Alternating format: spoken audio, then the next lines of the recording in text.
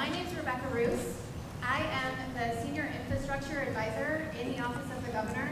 It is my pleasure to be here with you all this evening, be here with members of the community, local elected officials, many of our state leaders, and of course, Governor Lujan Grisham. I have a few quick opening remarks, then we'll go through our program and we'll hear more about that as we move through. And ultimately, what we're here to do tonight is to hear from all of you, hear your concerns, hear the issues that you're grappling with, and your feedback that will help inform the work that we continue to do here in this community and beyond. So over the past year, the governor has hosted more than a dozen town halls all over the state, and at each meeting, we've experienced similar outpouring of involvement and engagement from community members, offering their insights and their experiences and perspectives on issues important to their communities.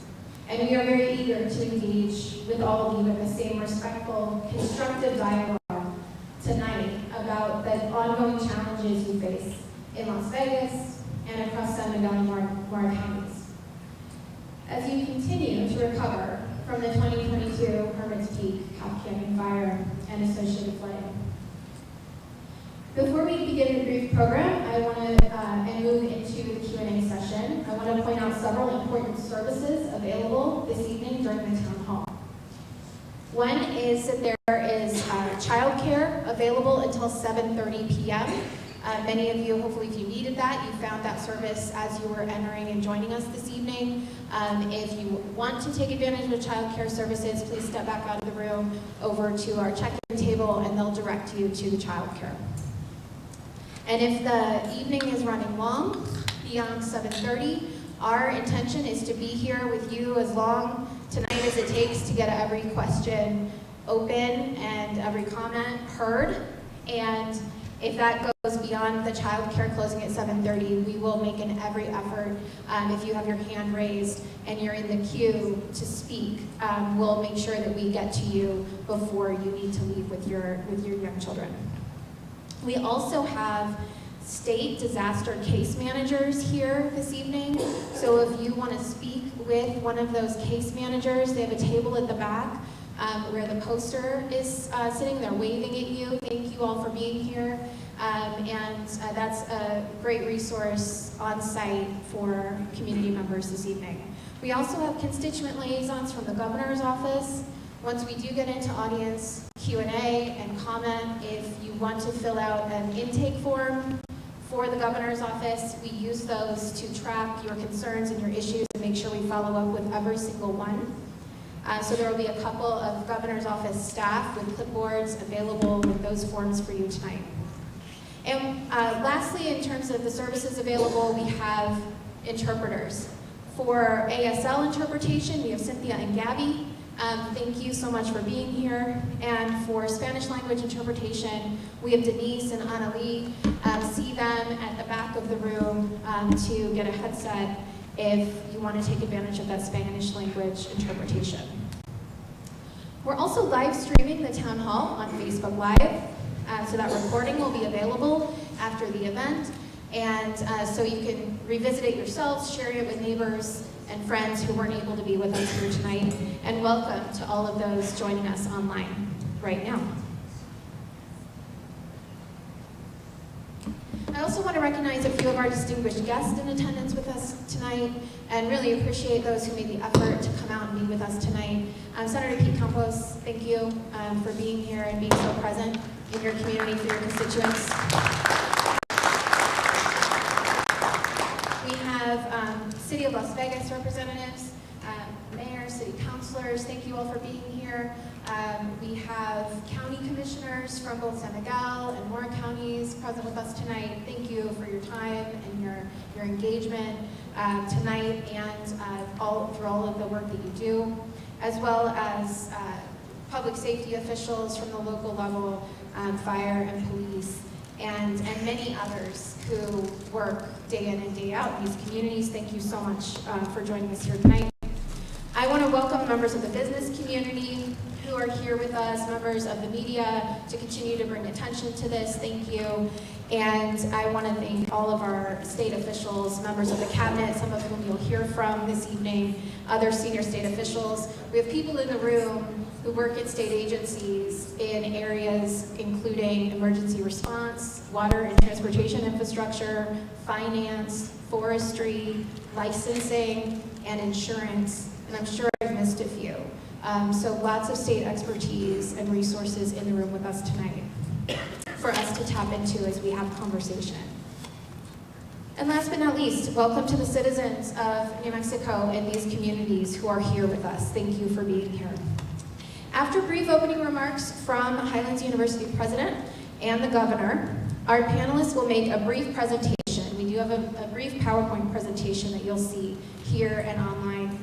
And we appreciate if you would hold your questions during the PowerPoint presentation till we're completely done with that. Then we'll kick off the Q&A, and we'll be able to go back to different slides. If there is a graphic or some data that you want to reference when you ask your question, we'll be able to do that after the fact. But so that we can move through the presentation fairly quickly and get to the dialogue, please remember and hold those questions till the end. And now, at this time, it is my extreme pleasure to invite President Wolf of New Mexico Highlands University to make some opening remarks. Thank you, President. Well, good evening, and thank you for all for coming tonight. We originally thought that we were hosting a comedy roast of Secretary Serna, but it turns out that there's a more important event that we're happy to host. And so we appreciate you joining us here tonight. I've been here almost a year now, and there's three distinct areas that we talked about here at Highlands as we change our mentality. One of the things that attracted me to New Mexico is there's a mentality of a can-do spirit, that we work together, that we support each other as a community. And the three pillars that we talk about in these items of success are, first and foremost, New Mexico Highlands is a regionally responsive university. We make sure that we are filling the needs of this area of the state. And we are proud to be a state institution. We're proud to be one of the original Hispanic serving institutions. We are on track to be the premier Hispanic serving institution in the United States, and we're proud of that fact. And through the leadership of our Board of Regents, our administration, our faculty, and our students, we focus on how we can be regionally responsive. Second pillar of success for us is academic excellence. We are here first and foremost as an academic institution. We are integrating and reimagining our curriculum so that we can prepare our students to be ready, future-proof for the world that they're going to experience. For many of you, when you remember when you were in college, things are a little bit different today. Even the learning that we do is different. And so we're trying to prepare our students to be world citizens and good citizens of this state and country. The third pillar of success that we talk about is culture of opportunity. And that's something that's a little bit different. We're not hibernating anymore as an institution. This culture of opportunity mentality, we are going to make success happen. Not because we're waiting for it, but because we're going to go get it. Just today I was meeting with a group from another state who was interested in us because they know we have this mentality now. They're looking to, we are changing our curriculum in our computer science and our business and entrepreneurial areas to help our students have an experience where they can create their own tech companies, where they can take their ideas to market. This group has already, in the past 5 years, taken student ideas, student companies to market with a valuation of $240 million. So these interesting opportunities are coming to us because of this new mentality here. And I think this mentality kind of fits into, I think, what I've been able to learn and experience as I met with Governor Grisham, is that we're not going to wait for things to happen. And so I appreciate that leadership. I appreciate that New Mexico Highlands University is being part of the effort to make a change and to make a change for the good. So I know how many, maybe besides my wife, came here to hear me speak? Hey, okay. All right, I paid them before.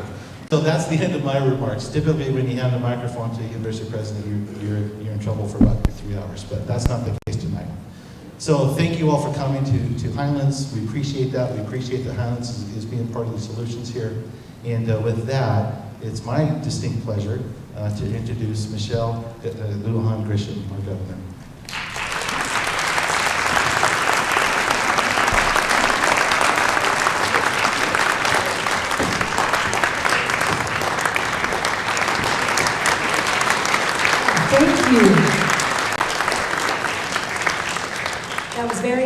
you to stand. I work for you. So have a seat, and thank you very much for coming. Unlike my typical tradition where I like to talk far too long and too much, because I care about this community and I care about the state and I get a little carried away, I'm going to make my remarks really short, and I want to tell you unequivocally why I'm here. One, to sort of all of us do kind of a reminder and a reset that 3 years ago, during the fires and immediately after, we all said the following, and I did as well. What happened here and caused by the federal government was unfair, inhumane, and a real trauma and injustice to this entire community. That's a fact. Two, that recovery would be hard and more difficult than anyone could imagine. Because even though the federal government and the former president, President Biden, said we're liable, we did this, and Congress responded, they used the old laws that Congress wasn't able to change the laws, so you have to follow all those federal rules, and they're awful. Straight up, there's no other way to say it. FEMA reimbursements are hard. And we all talked about it. Yep, they're hard. They're too hard. It makes no sense, but they're hard for everyone. Every state, every community, everywhere in the U.S. has to suffer through this same thing. That doesn't make it any fairer. But now, after 3 years, frankly, we should be a lot further along. And I'm here specifically because I care about this community.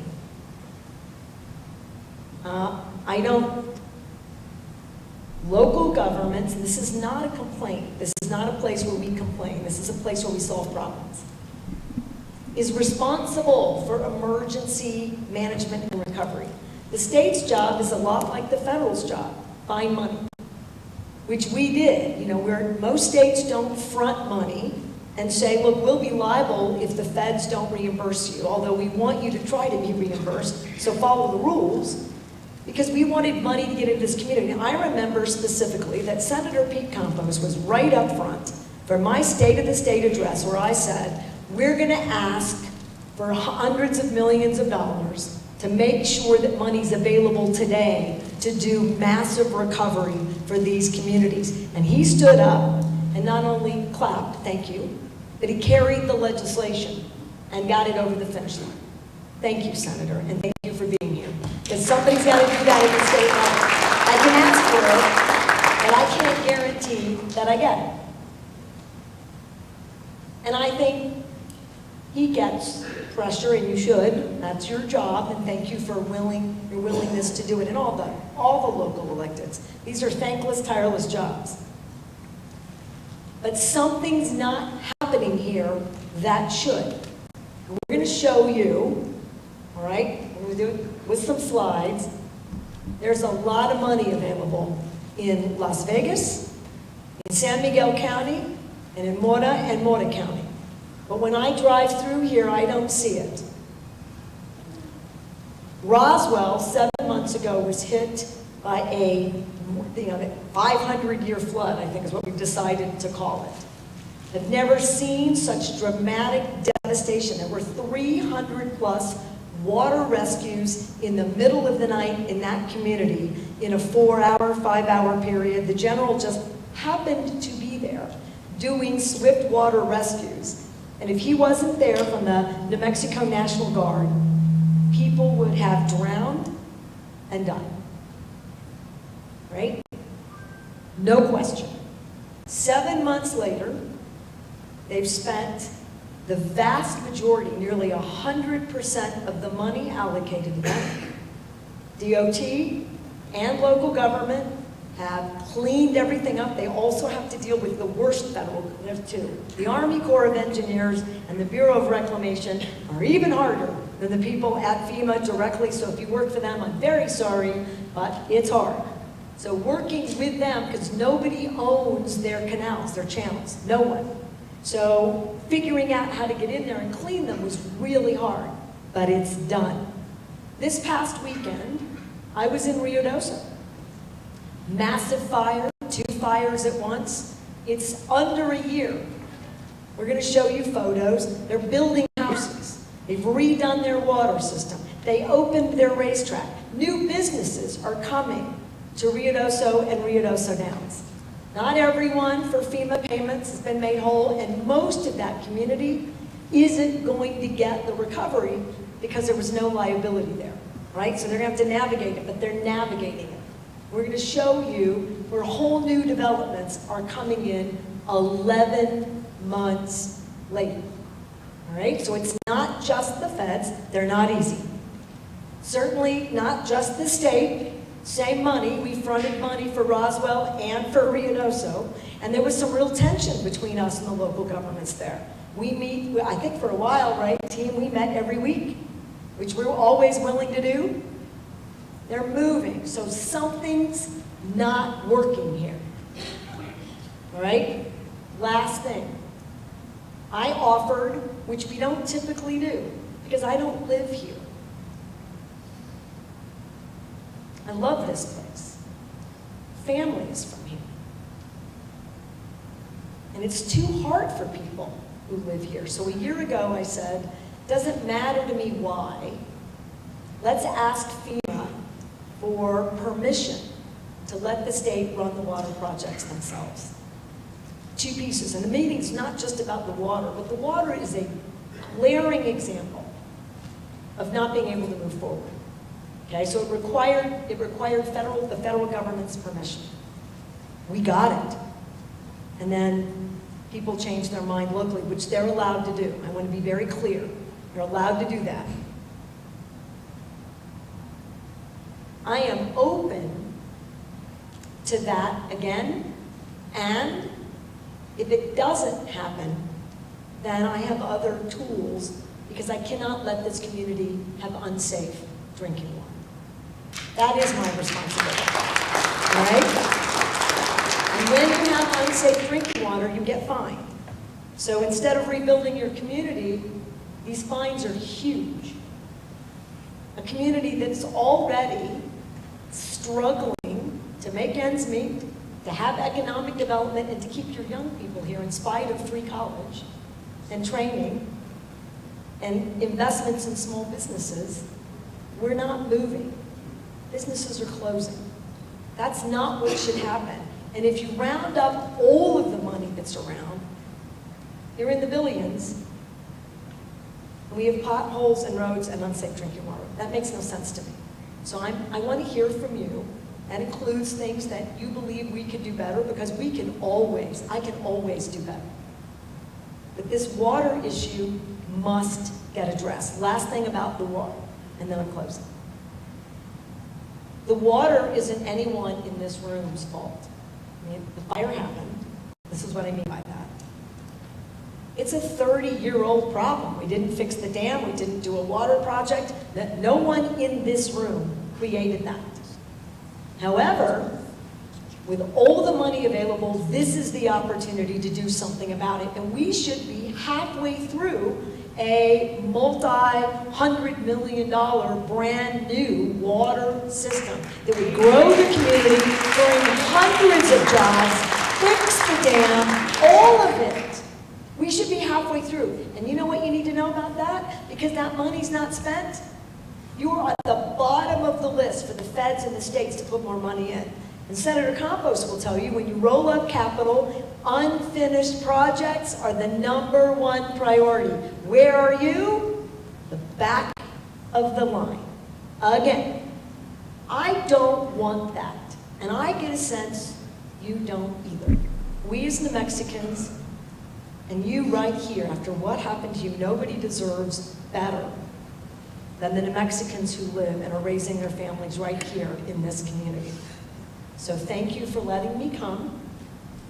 Let's figure it out, and let's get rolling on making this the best community in New Mexico Let's continue to raise our families here, and let's grow this beautiful community in a reasonable, responsible way.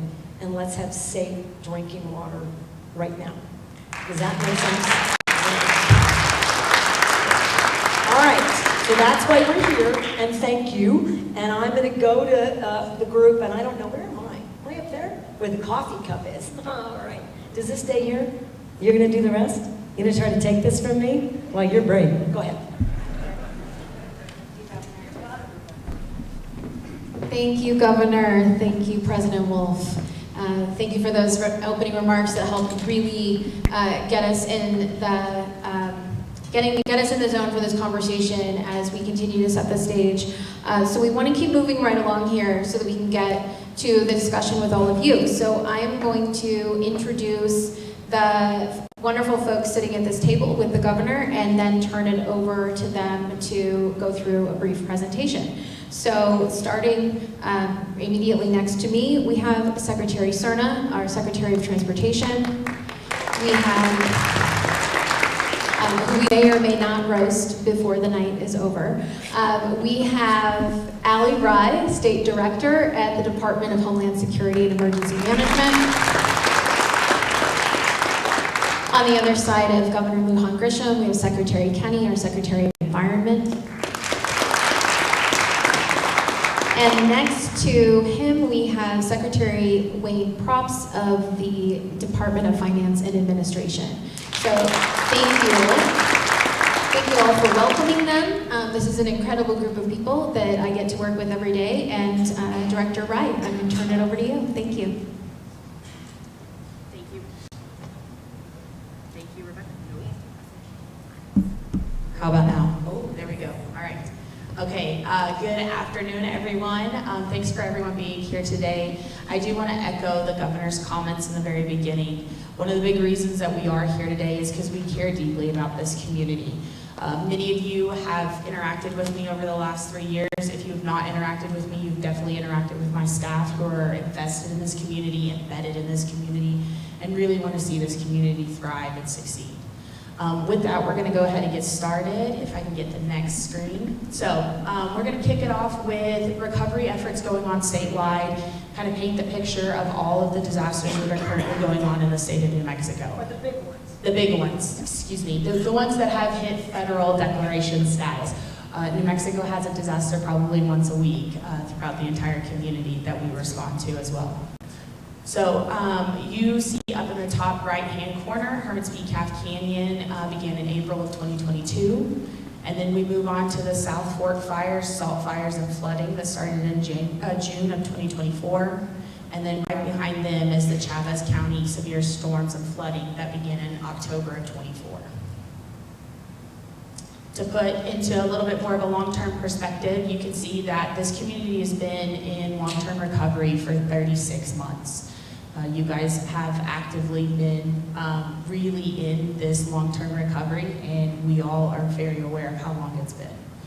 Next to them, it's been 11 months for the South Fork fires and salt fires, and then for the Chavez County flooding, it has been 7 months.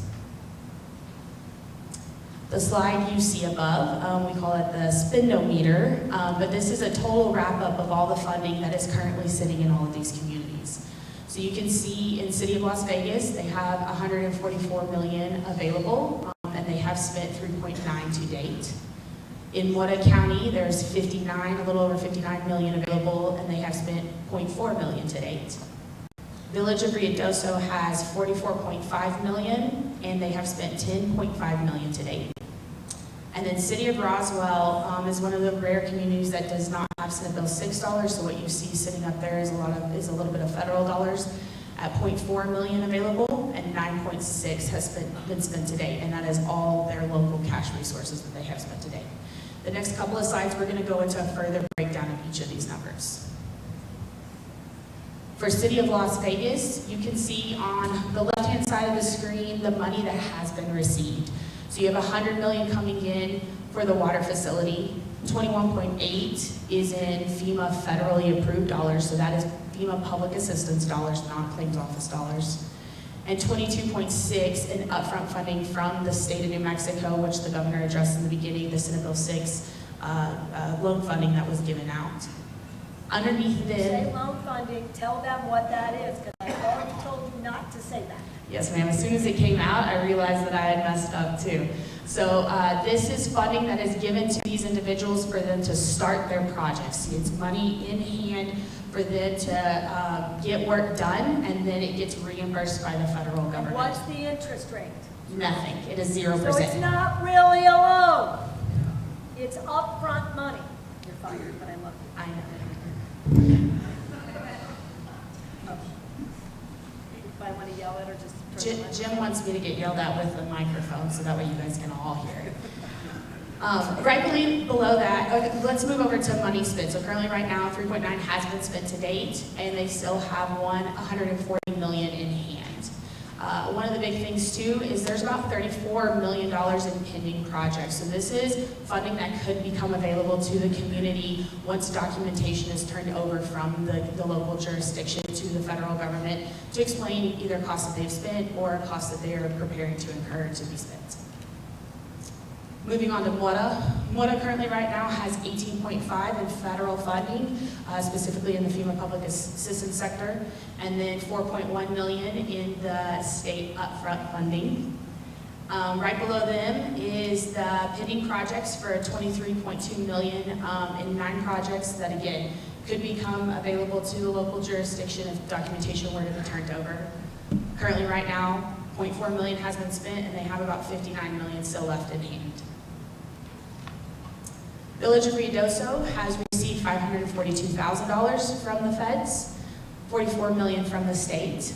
They have spent $10.5 million. They still have $34 million left in hand, and they are still working on about 27 projects that equal about $216 million. Tell them how quickly those are coming. Those are coming extremely quick.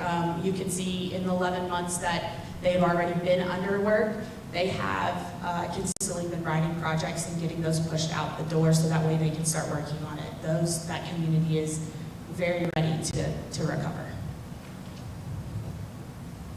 City of Roswell has only $415,000 in FEMA funds. Again, they have not received any state dollars. They will be eligible to tap into the funding that is going to come available July 1. But right now they don't have any access to state dollars. They have spent 9.6 of their own money. They have 9.2 pending in FEMA reimbursement. So that one's a little bit different than what you guys have seen on the last slides. What that means is they have turned over those receipts to FEMA, and FEMA is in the process of cutting the check back to them to reimburse them for the work and the money that they've already spent. They have 6.4 million across 37 projects. And it is that, I will tell you right now, City of Roswell is probably the quickest moving community you'll see. And I do apologize, I didn't address some of the photos on the side, but you can see here in the City of Roswell. So the top photo is on October 24th. The next photo is a couple of days later. That bottom photo is that same riverbed that has been completely cleaned out as of this month. So it is back to normal operations and prepared for the monsoon season. We'll move on to permanent work complete. So what this means in my world, you have emergency work, whereas you get out and you immediately start addressing the problem. You're putting out sandbags, you're helping folks get to safe places, you're sheltering individuals. Then you have permanent work projects. So that's where you're coming back out, you're refixing the roads, you're cleaning out the culverts, you're replacing the bridges. You can see here the progress across all of the communities. City of Roswell has hired their contractors, have pulled all of their permits, and they have already started work. Clearly in the last photo, that community has started already successfully doing all of that. Village of Ruidoso is right behind them, and currently right now the City of Las Vegas and Whatcom County are in the process. They've hired some contractors, they're in the process of hiring even more. On the other side of the screen, you're going to see funds spent to date to get work complete on permanent projects. As you can see, it's still very much the same trend. City of Roswell, Village of Ruidoso, City of Las Vegas, and All right, so this is a little bit about what has the state done and what are we continuing to do. You can see for Hermits Peak, Calf Key, Canyon, we have put in $200 million into this community, and we continue to put money into this community. In fact, the National Guard was just out here 2 weeks ago, helping cleaning off roads, getting culverts back into place, getting the community back to a little bit more of stability. You have 30 disaster case managers that are solely dedicated to this community. Many of them are sitting in the back row. They have been here since the very beginning, and they're serving about 1,500 residents as of right now through their individual recovery. For South Fork Fire and Salt Fire, we have spent $154 million in the same state response. And I think it's very important for you guys to understand that when you guys have a situation going on in your community, we don't hold back. We are here to help support you. We get on the road, we immediately start mobilizing resources. The governor is immediately looking at issuing an executive order for us to start pushing out even more equipment, more funding to be able to help you guys recover. Because the sooner we get out there and help you guys, the sooner we get debris off the streets, the sooner you guys have a better chance at long-term recovery. Chavez County, we put $69 million in response and recovery services. And those folks, again, 18 disaster case managers in South Fork, 6 in Chavez County. Those folks are embedded into the community. They are here to help support long-term recovery. The last thing I want to address on this slide is that the state of New Mexico has to be authorized by the local jurisdiction to come in. So I don't have the authority to overstep the local jurisdiction to enter into your community. I virtually have to be requested to come in and help support. So a lot of this time is when there's a little bit of a delay or things like that, we are waiting on that request to come in from the local jurisdiction to come in and assist, so that way we're not overstepping our authority. And then with this slide, I'll turn it over to Secretary Serna. Thank you, Ellie. Well, first of all, I just want to say it's good to be back into the community. And for those of you that don't know, I lived here for a dozen years, graduated from Highlands, and when I left, I said, man, it's a good thing, streets don't talk, because they'll never be able to come back. And then I came back and worked at Luna for a while, and today I went for a run before this meeting, and someone came up to me before and said, hey, we heard you were running through town. I said, oh my God, my worst nightmares come true, the streets are talking, and everyone will know. But more importantly, I just want to connect with you all, and I just want to make a point before we talk about this last slide with the dollars is, the intent of what we're showing you here is not to talk about a competition between communities about their motivation, ability, capacity to respond. But there's this famous saying, right, that what one man can do, another can do. And whether it's with help, whether it's with guidance, or with, leaning in as a team, the point that we're trying to make here is that we can do it here too. And we just got to figure out how. And by no means are we trying to talk about the greater value that Roswell and Ruidoso bring to their communities and your local leaders, as much as we're saying, what's the recipe here? It may be different. And so, on top of what's already available, the last slide that we want to talk about, going back to the governor's opening remarks about what's going to keep these communities more on Las Vegas moving, and all of them in general, is what's left to come into the communities, the local residents, is in the billions of dollars. And so you all know the Federal Fire Assistance Act authorized funding for claims directly to local government, business owners, and local residents. And there's $3 billion of that funding remaining to be allocated and sent to those eligible for funding, including you all as individual residents. If you add up the amount of unfinished projects that are pending documentation from local leaders, it's nearly $280 million that could make its way here. And thanks to the legislature and the governor, for those communities that actually spend all the resources already available to them, there's another $50 million in Senate Bill 31 that's available. And so that kind of becomes the first competition in the equation, because it's like, who's going to spend all their other money first so they can go after more, right? And so what we're trying, to get from you all is, what is the recipe? It's not about who's doing what faster or better than others. We're all motivated by different things, but we all want the same thing, and that's the counties and the communities to thrive and recover.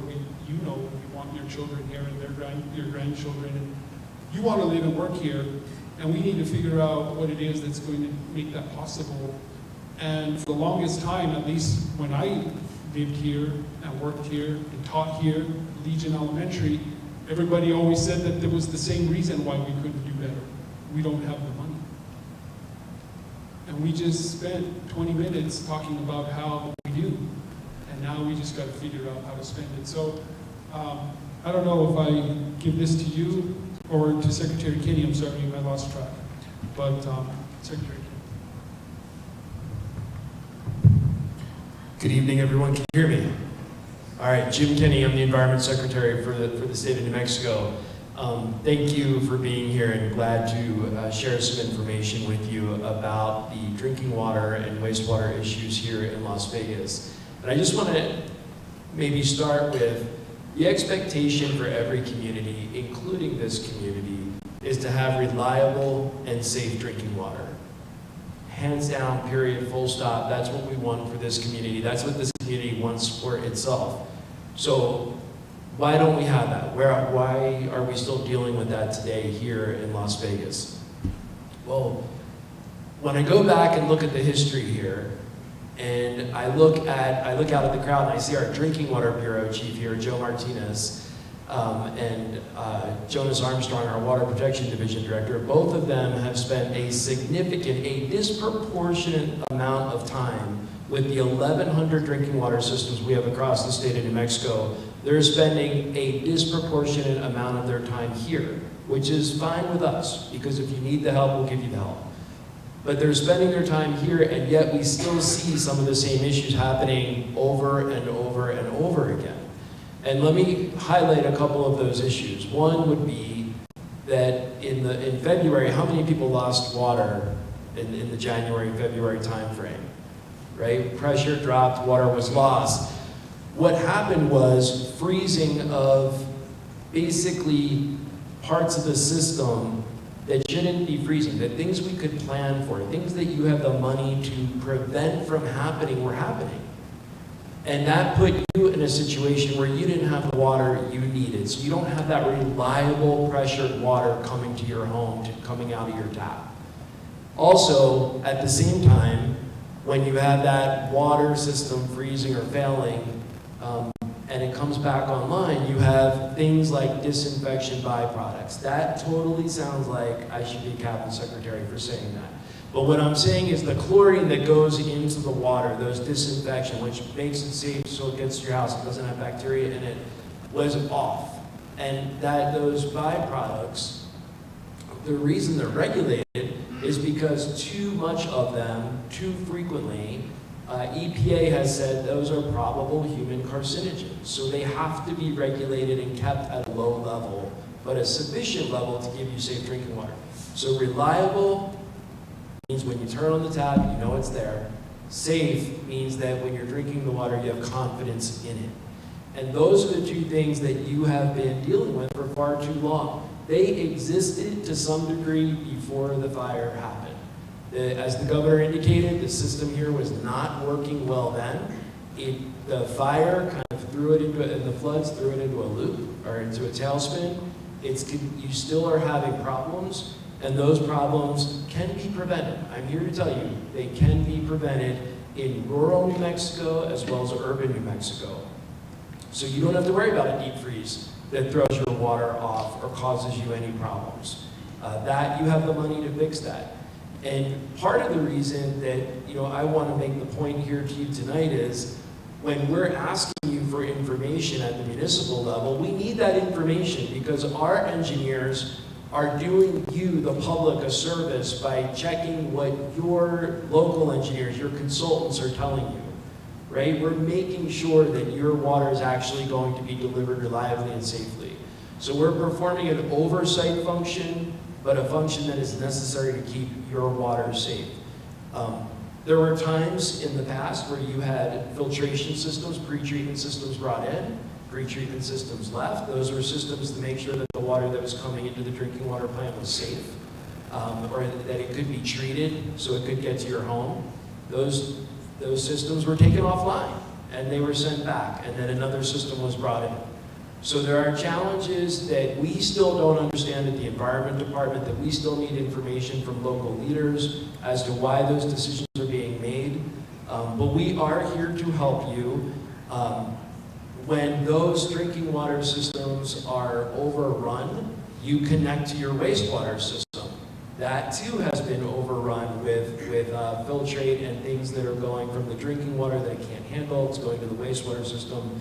And as you're probably aware, the Environment Department and the US EPA has cited both the drinking water system and the wastewater system for violating standards.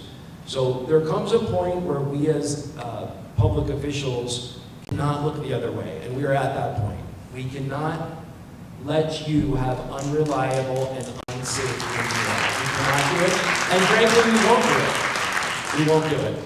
So we are both here to help, but we are not here to give permission to violating state and federal law. We are not. So your health, your reliability on that water is exactly what we're here for. We will stay with you as long as you need us. That is an unequivocal statement from the Environment Department, but it does not mean that you can ignore the Environment Department, or it doesn't mean you get a free pass at anybody's health, public health or individual health. So again, thank you. Look forward to further conversation about this topic and hearing your questions. And with that, I will pass this. Governor, did you want to add anything before we go back to Rebecca, I think? I think we go to Rebecca next. We're very planned.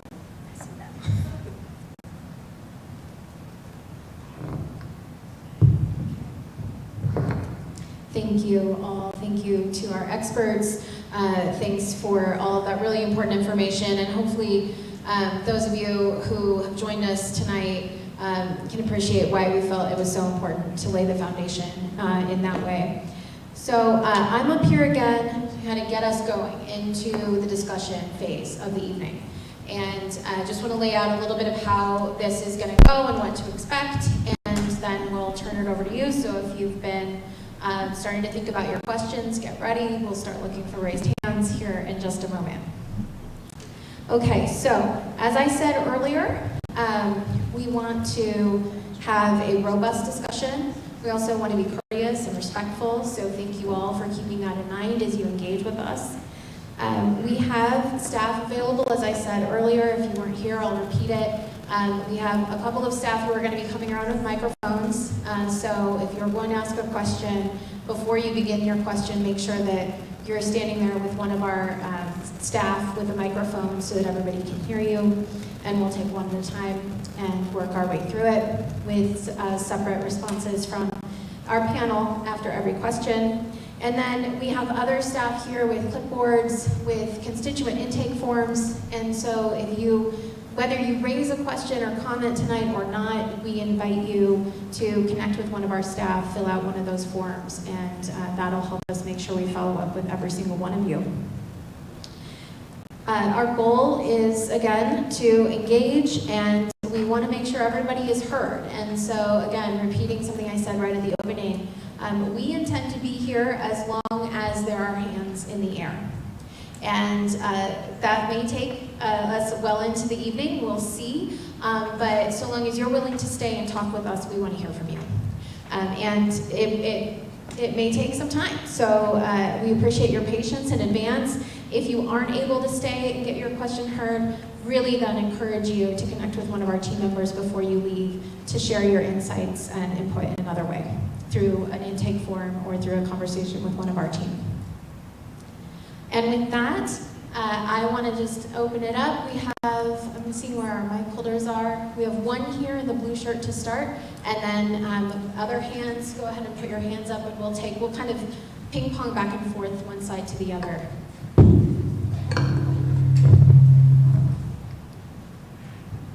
I don't know if I need the mic. I have a very loud voice as it is. My name is Laura Silva, and thank you, Governor, for being here. This is the second time I get to meet you here in Las Vegas. I do welcome the issues that you guys are addressing with the city of Las Vegas, but there's many of us here that are not receiving any of the water from the city of Las Vegas. We have our own wells and our own issues within the county. And with that being said, we have, I have a bunch of questions here regarding the well issues and water issues. Especially, I'm from Rociada, New Mexico, and where we live out there, there's areas like Gascon, Mestas Canyon, and we have San Ignacio, Beulah, and Rincon Montoso. They have all been flooded out, and engineers came in, did some cleaning out there, but now we're experiencing more problems. Culverts aren't being cleaned like they need to be cleaned. The rivers are still running with a lot of debris on it. Landslides are coming down the mountainside, affecting the only way in and way out for these people within our community. Yes, water is an issue. There's people out there that, maybe they didn't get their house burned, but they got flooded and they got damaged. And so we have individuals living in sick homes. And there is no other choice because FEMA's not doing anything to compensate these people. These people have not received one penny for their homes and their losses that they've had. We've had businesses out in Gascon area, Rociada area, and Pandora area that have lost businesses, and nothing has been done for these people. Other things that we're having is the river erosion. It's the river's coming so strong that it's eating away at the land, and people's lands are being affected. The water table is coming closer and closer to the homes. Sure, the Forestry Station did some HESCO baskets, which have been proven not to work. They've been washed off and so forth. But there's still a lot of work up there. I addressed this in another town hall with the Water Association, and still there's rivers out there that have not been cleaned. There's a lot of debris in the river. Culverts being plugged up because of the debris. When is that going to be addressed? I know the city of Las Vegas needs their water and we need it clean here, but we need to focus on where it really happened. We have, like I said, the landslides. We have people out there that are still homeless. I have a retired teacher that had to pull out the rest of her retirement because she hasn't been compensated one penny. And she's still living in an RV with water running all over her house because every time it floods, her pond is flooded up and it's washing away her road, which is washing off onto the banks there and washing off the state roads that, the State Department went and repaired. How is that helping us any? We had a lot of damage up there. I know the city of Las Vegas had damage here, but smoke damage. They didn't have the fire damage we had out there. There's risers, rivers that are full of debris, like I said, and trees still in the river. There's people that have lost their homes that haven't gotten any compensation or that have gotten some very minimal compensation for their total losses. There's phone service. Like I said, gas, all these places, Mestas Canyon, Rociada, Pandora, we have a one way in and one way out. If our Verizon isn't working like it used to be, how do these people call for emergencies? That's an issue that needs to be fixed. AT&T does work, but not in all places. But our phone system and our emergency system needs to be improved over there. It's ridiculous. Some of those people are on oxygen and the power goes out, and what happens to these people? They can't call out because guess what? They don't have a phone. Well, and this, Where do they go? To the rivers? Where do they go? you are spot on. These things are, It's not. This is going to be long if we have to figure out the microphones. But just really quick, I didn't mean to interrupt you, except you're right. It's not just about the water. There are tens of millions of dollars in both counties. They're supposed to spend the money on these things. Two, I don't like it either. The state is in the business of responding to the emergencies, and we're not perfect by any stretch of the imagination. But we're out there cleaning debris and removing debris and cleaning acequias and doing all kinds of work. We can't do the permanent fixes, right? If we do, and we're not always qualified to do that, you don't get the FEMA money, right? So that interferes with individual claims. So we can attack, and we do, every time there's an issue, but you suffer over and over again, and that's why I'm here, part of it. Why aren't we spending money to fix stuff? Two, this is not a complaint about any one group or entity or anything else, but a lot of folks have lawyers. Lawyers have to sign the releases for these claims, and they're not. And the feds are telling us that that is really slow going. I might have mentioned in a town hall, people need good advocates. But there are all kinds of issues associated with that, and you're suffering from some of those. I hate it, and wherever we can help lawyers finish up their work or do what we need to do, we need to do it. But your point is valid. There is money, not all of it's here, but a lot of it. Why aren't there permanent changes? Why aren't we moving all this money? I don't have those answers either. I keep writing and asking, why aren't these communities recovering? That's why we showed you where you are in the process. That's why we compared the other communities. Because while the state can always do better, we could be here all night on the things that I can do better and I need to hear it. That's my job. But there's money available and it's not being spent on the things you need it spent on. And I don't have it. I don't get to spend it on your behalf. Only the local governments can, unless we shift that.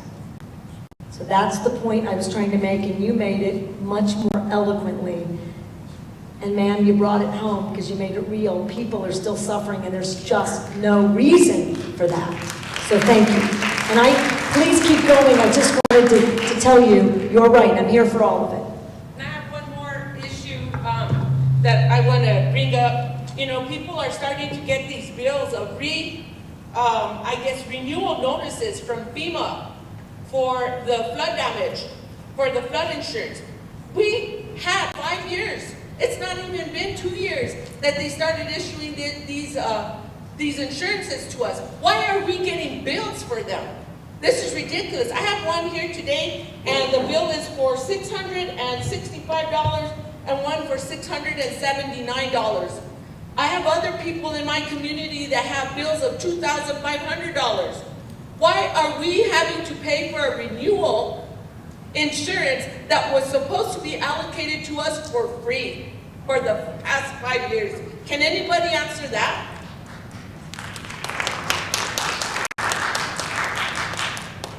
Hi, Laura.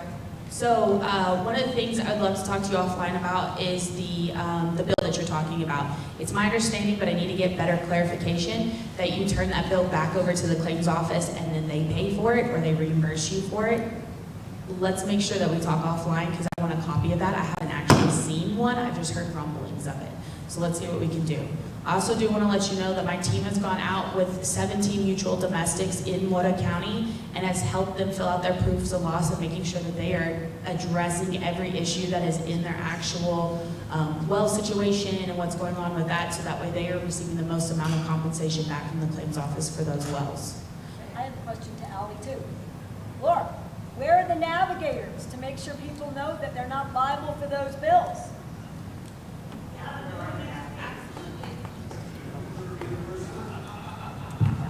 Hey Laura, I just wanted to touch on one thing you talked about.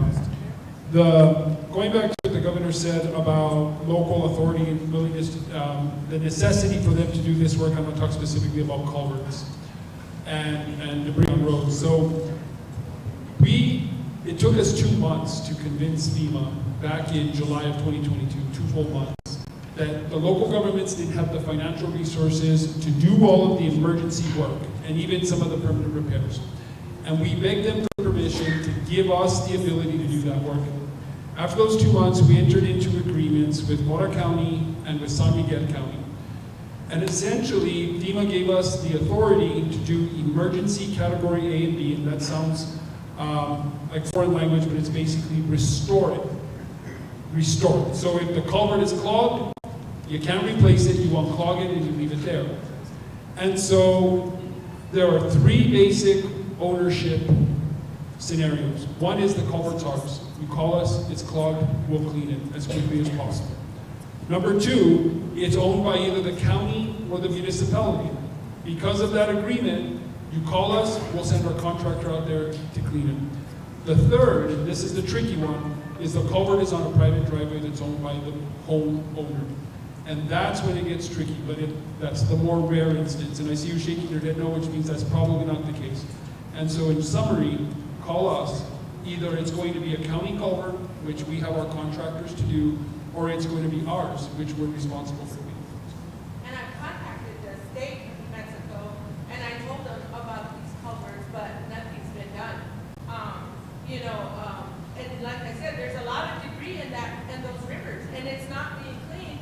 And as a result of it, all that debris is going into those culverts, and it's backing up the water, and it's damaging these people's properties. Now, these people's properties are fields that they use for pasture that they can no longer use for pasture because they're swampy or full of stones.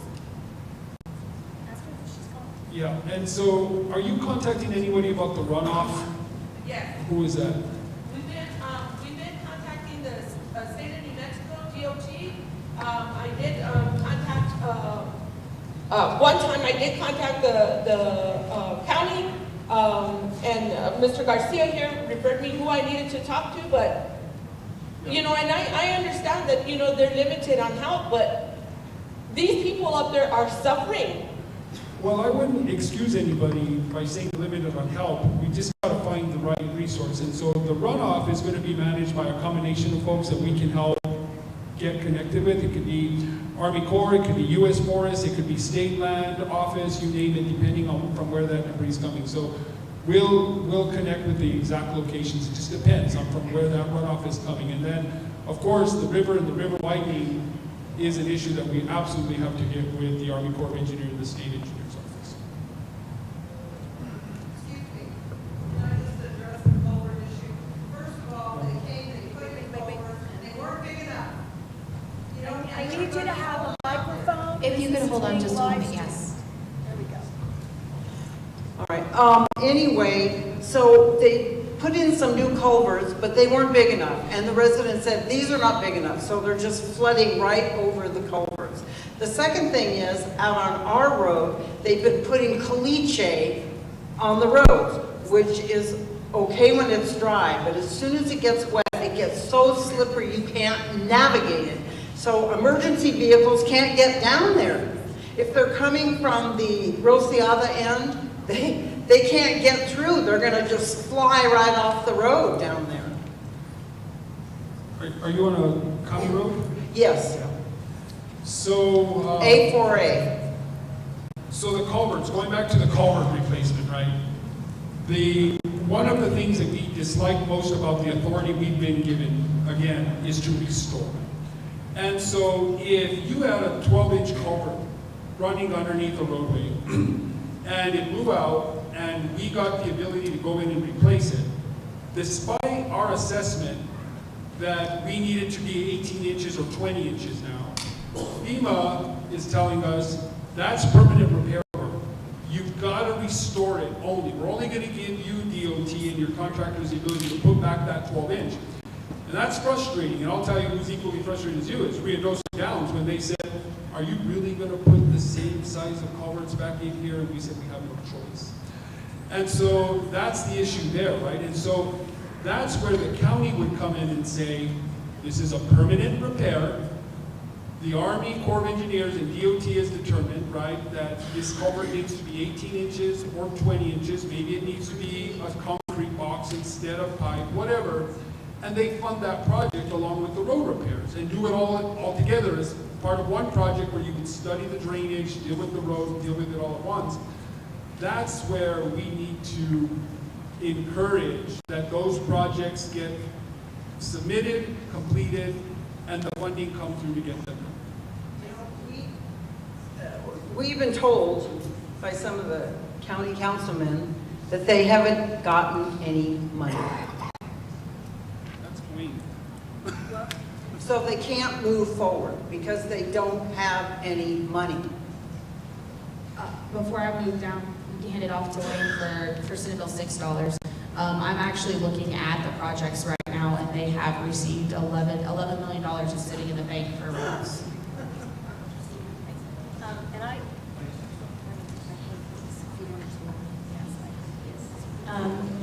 So this is the issue, and I'm gonna be a bit in the same boat that you are, where I'm frustrated. I don't think it was last year, I think it was the year before. In the month of June, the same week, there were like 110 fires in New Mexico all at once, right? Every day we have a fire. We had a fire at the campfire right now. I have flooding every day somewhere. I have tornadoes now. We have earthquakes. We have one National Guard and one set sort of state level emergency responders. And our job, and we do it, is to send them everywhere. And it's getting harder to work with the feds. It wasn't so great before. They're denying now most of the claims from this area, and they're going to start denying them. I just came from a governor's meeting. We're going to have another one in Santa Fe because we're having real trouble at the federal government level with FEMA. And FEMA wasn't great before, all right? Here's my frustration. So they don't let us fix it. We can do emergency addressing it. I don't have enough people at DOT or DFA or in the Guard or at Homeland Security to do this over and over again. So there are two people who panic. You, I'm making this up. I drove up with the rain clouds. I'm like, oh my God, Ricky's going to have to leave Walter Adams and clean a road while we're having the town hall. Because we do it over and over and over and over again, and we're running out of resources. It's hundreds of millions. Are you ready? State legislature blocks at giving us money for that. Because they say, well, these communities, feds, everybody else isn't doing what they need to do. We're not going to give you any more. So here's how it's supposed to work. We go out, and you're going to be frustrated. I don't like it either. We clean it up, address it. It's never right. Ask anyone in the room, and I don't mean any disrespect to Mr. Chairman or Secretary. We're following the rules. We sort of, frankly, I don't mind saying it out loud, cheated a little where we've, gotten onto property we shouldn't have because someone's going to get hurt. And we've moved stuff where we made it bigger even though we may not get reimbursed. We just realized, like you do, this is ridiculous, so we just do it.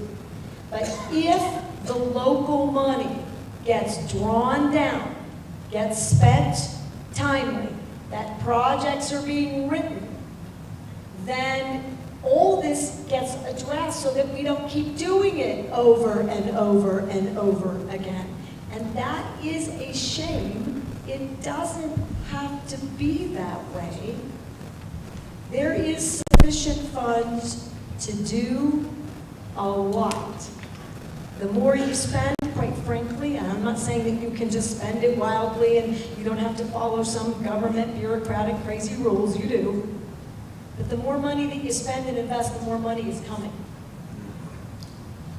You hold it, you don't spend it, no more money is coming.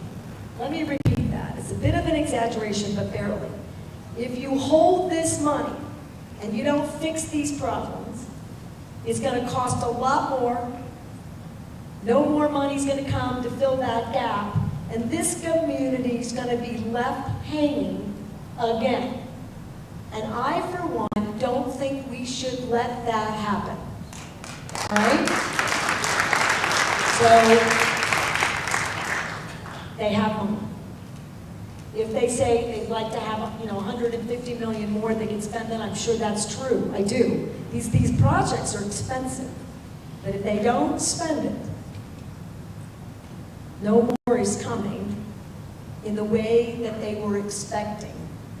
And I think also, I'm just going to be a bit bold here, there are a lot of cooks in the kitchen, including us, all right? In a really small kitchen. There's a lot of bad advice, I think, going around.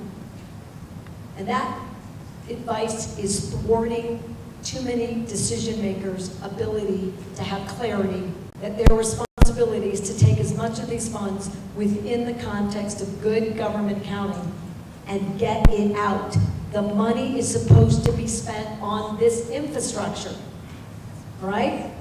It's not supposed to be somewhere else. And there's a lot of people looking into what is going on, so let's talk about that. I don't know all of it yet, but that's why that's happening to you. And the longer this takes to get resolved, the longer the same thing is going to happen. And I cannot come back here a year from now and have the same conversation. It's not fair to the people who live here, and it's not fair to all of you who are working collectively to try to address it.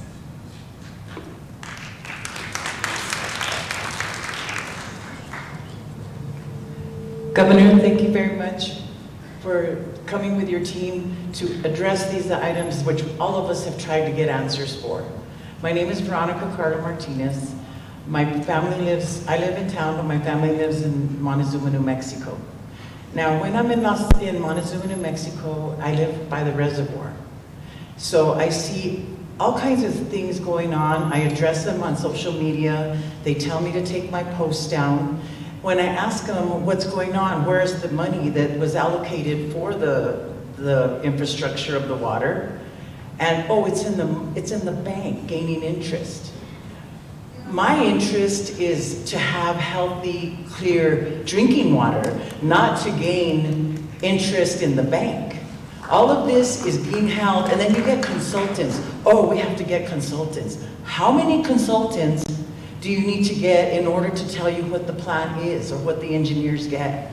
Now, I get a lot of flack because I am very vocal and I want answers to these questions. But the thing is we're getting runarounds and we're getting, oh, don't say anything, or oh, you don't know what's going on. Well, I'd like to know what's going on.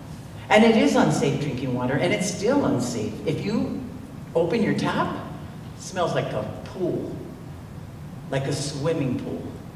I've asked, I've called our local environment department and stuff like that for various things, and I see constantly weird things going on at the reservoir. There was tankers loading and loading and loading water. When I asked why, if we have a shortage, why are the tankers loading water? Okay, so that's our water issue, which I don't think we should be sitting on the money to gain interest. I think we need to spend it, and I don't think we need to spend it with Uncle Joe and Aunt Sarah to be the consultants over and over and over again, because I don't know where it's going to. Secondly is, we were affected by the fire. We were right there in Montezuma, New Mexico. We have gone through countless navigators. I've sent the information over and over and over again to only say that they have not received anything. I don't understand. I have an 86-year-old mother, and they want me to get architect drawings of the house when they can just go and do measurements or do whatever it takes. They're trying to give us a really big runaround to get what we deserve. We're not trying to get anything more. My mom was right there. We had smoke damage. We were lucky we didn't have the fires, but only because they built a fire line behind us. They tore down our fences, they tore down trees, but hey, it was to save the houses. They went back and kind of patched up jobs and not very good. So when the rains came, yes, we did flood. My mother flooded, her basement flooded, her house. I was lucky enough for the community to come forward and help me because I'm by myself. My dad passed away, my brother passed away, so I had nobody else to help me except the members of the community. And I have gone through navigator to navigator to navigator to navigator, 5 navigators. Why can't they just get my information, go to my house and do their assessment? Because they did that for my boss. So I don't know why they're making it so hard for an 86-year-old woman. My dad already died through all of this and he's stressed out. I told him, don't worry, I'll take care of my mom. But in the meantime, I don't know what the city is doing with this money. I don't know why the infrastructure, I'm not even gonna go into the streets and everything else that needs to be done. Our bridges are washed away and they say, we can't fix them, FEMA has to fix them. So in the meantime, everybody's having to shuffle where they go and how they get there, and we're dealing with culverts being full, we're dealing with debris that's not safe. It's just, I don't understand, and I do appreciate you coming and addressing this because I think we do need an outside source to watch this, because I don't agree with what's going on. I'm going to ask Vanessa Kennedy to work with the navigators. You should not be resubmitting all the time. I don't know which navigator did what, but it is really inexplicable that it's just so hard out. We said it was going to be hard. It's hard in other communities, but it is different. And maybe this is just so overwhelming, there's so much time, I don't know what it is, but I'm going to say this to you, and I don't have all the facts. The state auditor is looking at this issue of where money is. The Attorney General is looking at where money is. It was reported to me in January, we submitted it. Looks like a whistleblower also came forward, there's a lot of people looking. If it's not flat illegal to put the public money that's been directly appropriated for infrastructure into an account to draw interest, and then to use that interest for staff and whatever, then it's certainly immoral. All right, that money is allocated for this. And so I'm struggling with that. Now, again, you've got these local leaders here. Thank you. It's a lot of courage, believe me, I know, to come into a community that's mad at you, because if they're not mad at the mayor, I'm going to pick on everyone unilaterally and directly now. Mr. Mayor, county commissioners, county city managers, Mr. Mitchell, everyone in the mix. If they're not blaming you guys, and they're not blaming Congress, I'm usually first. It's the governor who won't do so. It's the governor. You know how many calls we get? Why won't you fix these communities? I am imperfect every day. But we are not preventing the investment. We've been fronting money and asking for money, and the legislature's been giving it. We've been saying that we would help in any way that we can. We have some limitations just because the feds don't let us. But we could do both things. We could do the water, and I know that's only part of it. We can do water quality for you. You do not have a water quantity issue today. You have a water quality problem today. We could address that. I believe we could also make substantial progress on an overall water system for the region, which is 30 years in the making. Let's do that. Everything else, we got to come together as a city and a county, both cities, both counties, all the villages, and we have to decide when and where we're going to spend this money and get it spent. Because if we don't, someone's going to get hurt.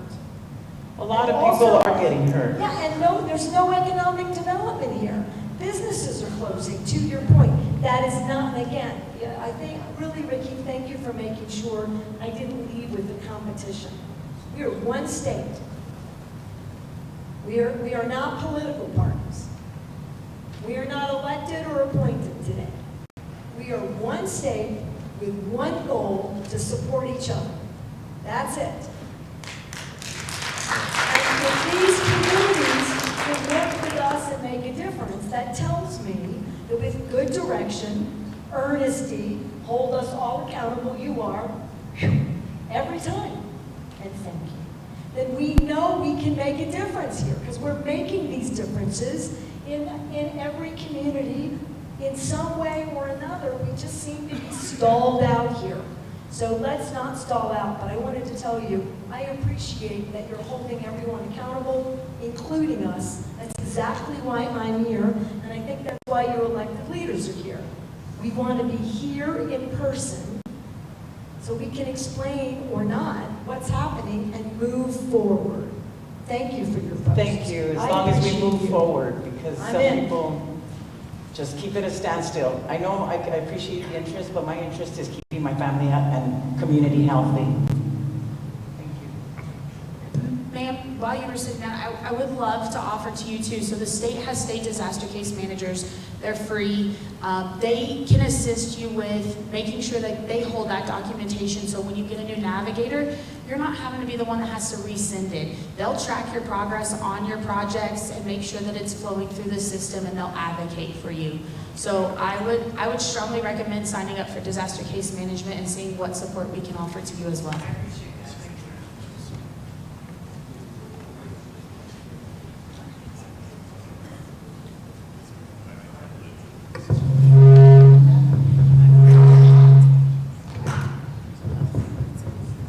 Okay, first off, thank you everybody for being here, and I think, on behalf of the city, thank you for being here, and it's important that, as the governor said, we're not here to point fingers, but we're here to address some of the problems that we have within the community. So first off, talk about the big elephant in the room here is, the water situation here in Las Vegas. And thank you, Governor and Secretary Kenny, for noting that these issues didn't just start or are the issues of the individuals here within this room. This has been ongoing for a long time. And I think to add to that, as Secretary Kenny mentioned, I know the Drinking Water Bureau, the Environment Department has been on our tails for quite some time. And I want to say that, I took this office about a year and a half ago, and we've been trying to work closely on bridging the gaps and the issues that we've had in the past. And I try to remind, as we meet with Joe Martinez, we met with him probably about 4 or 5 months ago to let him know that the issues that we've had, we're trying to get over those, and we need to fix the issues that we're dealing with today. So with that, Governor, I know I handed you an MOU, and I think this is the big elephant in the room, is the 98 million, and I saw your slides there, and the 98 million that hasn't been spent. And I want to, if you go to that second page that I gave you, and this will be putting up online. When we did an agreement with FEMA, was September of last year. There was some agreements, planning phase, a design phase, a bid phase, and a construction phase. The planning phase, and again, I don't know if the communication, I don't know if DHSCM was a part of this involvement in the MOU. I know that, at the end of the day, it was FEMA and the city of Las Vegas that signed that. But I think it's important that we note that within the planning phase, in this agreement, there was a 12 months that we had agreed on in the planning phase. So I also gave you a document, not even my governing body has seen it, so they might be mad at me. They might be mad at me here because you saw it first. I just received that, and I know I've been in contact with Diego from your office and telling him we're in the planning phase. We have a consultant, and I know we talk about consultants, and you guys keep using consultant, but I think it's important that I talk about this individual that we brought in. His name is Kerry Howe. Dr. Howe is an environmental engineer with over 35 years of experience in water treatment industry, including both consulting and academic experiences.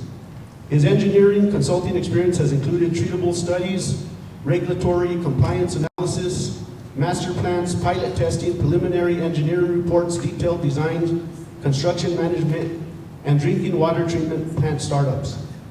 At the University of New Mexico, he taught classes and conducted research on water and wastewater treatment processes with a focus on psychochemical treatments, processes, membrane technologies, desalination, and potable reuse. He has had design research experience on most conventional and advanced water treatment processes. He's an author of 2 of the most prominent textbooks about water treatment processes, and these books are The Principles of Water Treatment and Stantec's Water Treatment Principles and Designs, an updated 3rd edition. And I think that Governor, as Secretary Kenny mentioned, and also to the public that's here, you're right, Secretary Kenny. After the 2022 floods that we received, a water treatment plant, pre-treatment plant was put at Story Lake. And I know you asked about questions. I couldn't give you those questions because it wasn't the city of Las Vegas that procured that. I believe it was the state. So again, I think we have to have communication all across the board. And, in discussions that it's not, just us. I mean, we have the same concerns on why that was here and why it didn't work and why it went away. So, again, we're here to work together. The 98 million, as you see, Governor, in that report, it's talking about, what the next plan should be. What we are, the next part of that, again, we're still within the 1 year, phase that we agreed with MOU, with the MOU with FEMA. The next phase of that, Governor, was we have spoken with Dr. Neil Wolf, and we're getting some hydrologists with him. And we're going to get some community members, and we're going to dissect all that information and make sure that the plant that we build here for the future is going to sustain us, and it's not going to be a plant that's just put up and we have issues.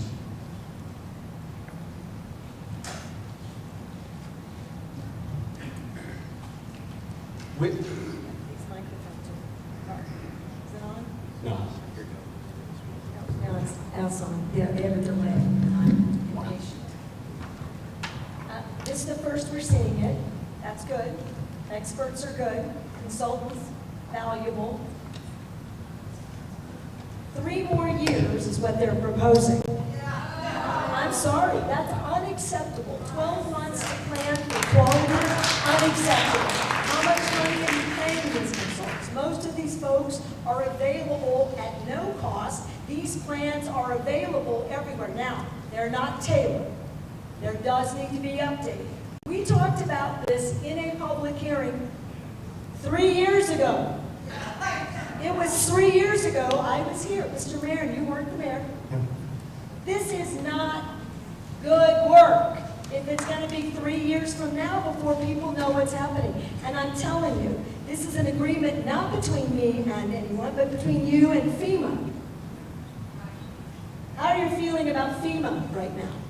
Not good. Not good. So why would you have an agreement with FEMA? Have an agreement like you were going to last year with us. Let the state deal with this issue. We will move it further and faster, as evidenced by the other communities that are supporting. So I haven't had a chance to digest this, but I don't think this community can wait. And it's not meant to be personal. Yeah. But here's the issue. How many businesses can wait 3 more years? How many families can hang in here? How long can this college expand enrollment if we can't have a water? I mean, it's too much. And even where you have the timelines, but sort of to determine whether or not you're going to do it, is a glaring example to me that this is not as thought out as it needs to be. And we want this community to see your success. This is what I want. I want this community firsthand to see the successes of everyone in a government position from the local level all the way to the feds, right? We should be successful together, and today we're unsuccessful together, and I'm exhausted by it, and I don't have to deal with it like all the people in this room. Guess what? My road isn't flooded, my water well isn't clogged, my tap does not smell like chlorine. I don't have to worry about the monsoons. I get to welcome the rain. I can't imagine what that is like every day. And there's no reason we should still be doing that 3 years later. As for the individual claims, I'm very angry about that, and I think you all are, and I think the members of the congressional delegation are really mad. Walter reminded me, thank you, Commissioner and Chairman Adams, the day after the election, I flew to Washington, D.C. to get another $1.5 billion for this community before they shut off all that money. We should all be working together to stand up this community. And I worry that no matter where that money is or isn't, we don't really have the right efforts locally to do the work that needs to be done. And I think we should just decide tonight that we're going to do something different, and my offer still stands. I will direct the state of New Mexico, including the Environment Department and the state engineer, who is a water engineer, who already works for you and isn't going to bill you. Let me repeat that. The state engineer who is a water engineer whose salary you already pay will do this work right now. Let me also be clear, I can't do all of it for free. We will need contractors. So I don't want you to think that that Kenny's going to be out here with a shovel. You don't want that. All right, or that Ally, or me. You don't want that. I'm not qualified. But we will pay qualified folks. We will get it done. And we will get you well on your way in a year and a half to a real water system that's been 30 years in the making, and show you that the local leaders and local businesses can succeed here, just like Ricky said, in the same way that they're succeeding everywhere. So not in lieu of, but together, but let us lean in. You have to give us permission to do that. I don't know what that is, but I kind of like it. Okay. Yes, hello. Go. Yeah. I'd like to first thank the governor for early on getting us the package after we were hurt so deeply. People forget. I know you fought very hard for that with the people with you. The problem that I have, I'm a person who stayed in the North Country and actually fought the fires for 3 months. Then I heard the head of Homeland Security say to my face, I'm such a humanitarian. I want everybody to have money for smoke and fire and soot damage. So tens of millions have been given to people who smelled their drapes one day. I had 3 months of smoke in my lungs. He laughed and said, we don't think you people should get anything. So the question I'm asking today was the person who heads FEMA and talks to us. I spoke right to his face and he told me that. So my question is, I'm in front of the governor, isn't FEMA the child of Homeland Security? What can we do? And you two are representatives. Homeland Security is supposed to protect us here at home, to stop what Judge Browning said was this behavior against us of FEMA, and take care of us finally.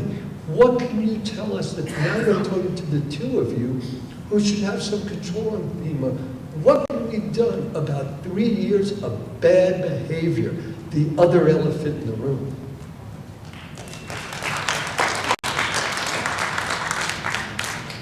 You know, I made a statement, and I have to check about how I make good on the statement. The statement is as follows. I have no doubt before the end of my term I will have to sue the federal government. Again, I sued the Biden administration for EPA violations for poisoning southern New Mexico with PFAS. And I had no doubt, and I think folks who also heard that address, it's public, you can see it, I said, we need the money to be fronted, and I have no doubt that we're going to have to sue FEMA on a number of issues. I want to also say it's complicated.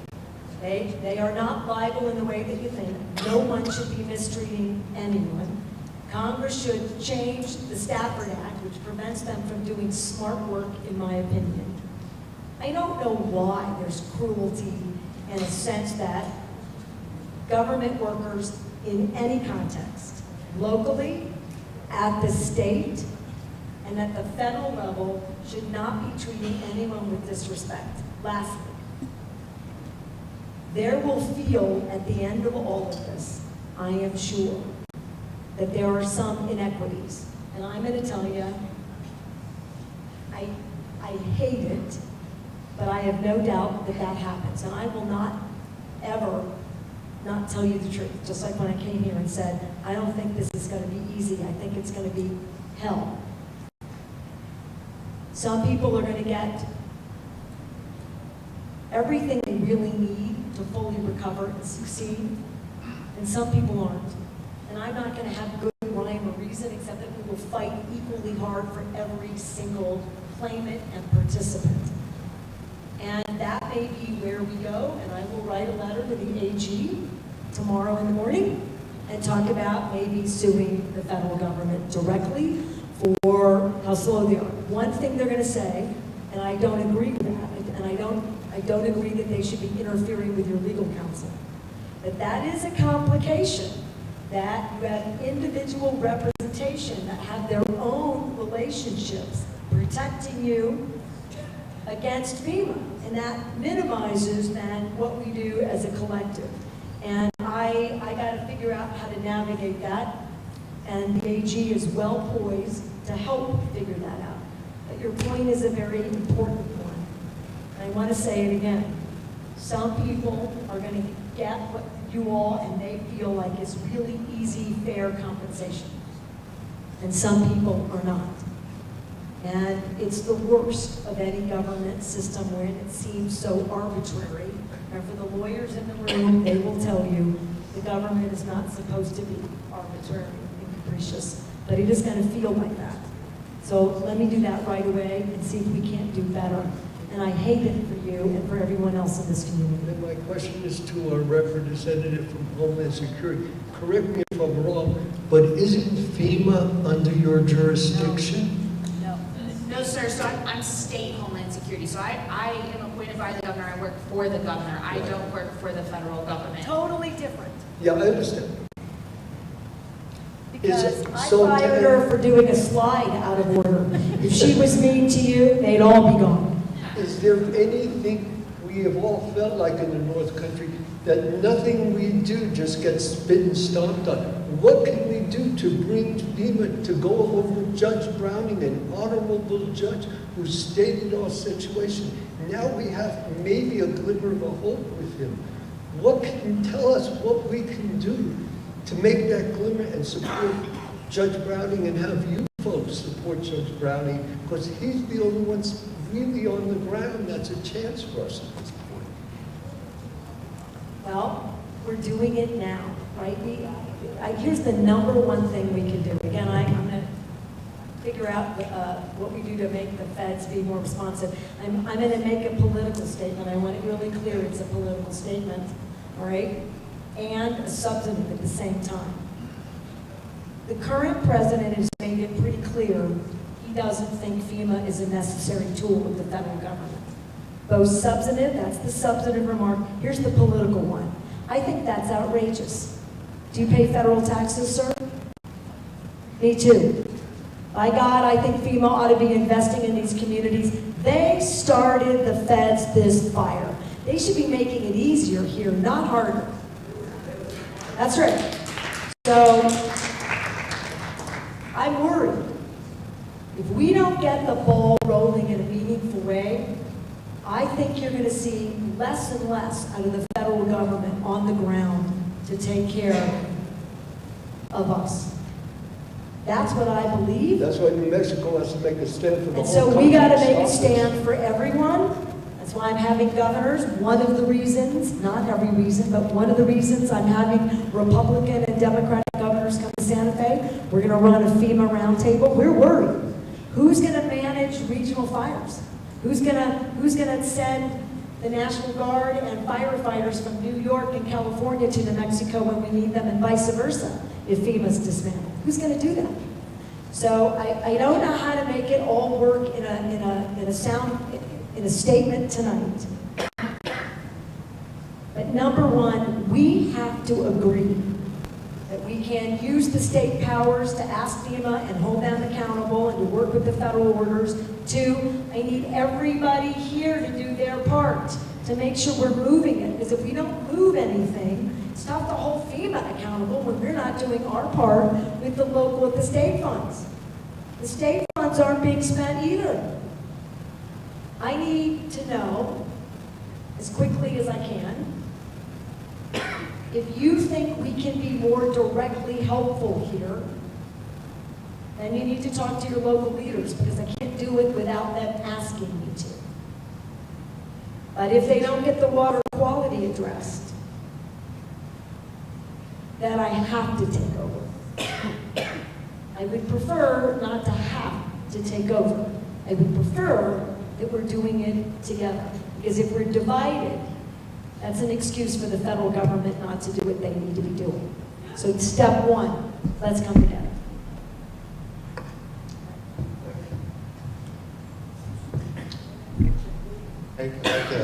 Let's kneel over here.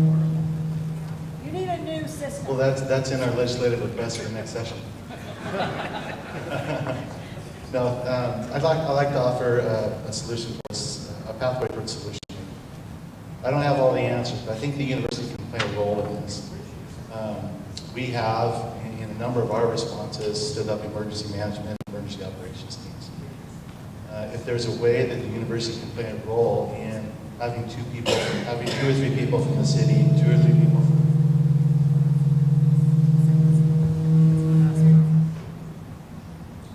if we can have an emergency operations team from the city, counties, and a couple from the state, we can have a group that meets daily, weekly, to start tackling that. So I'd like to offer a solution that the university can play a role in that. So if there's folks from the state, we can do, I don't have all the solutions, but I can get the right people in the room, and we can start tackling these issues right away. So if that's of interest to the folks here, we're happy to do that and start that right away. Thank you.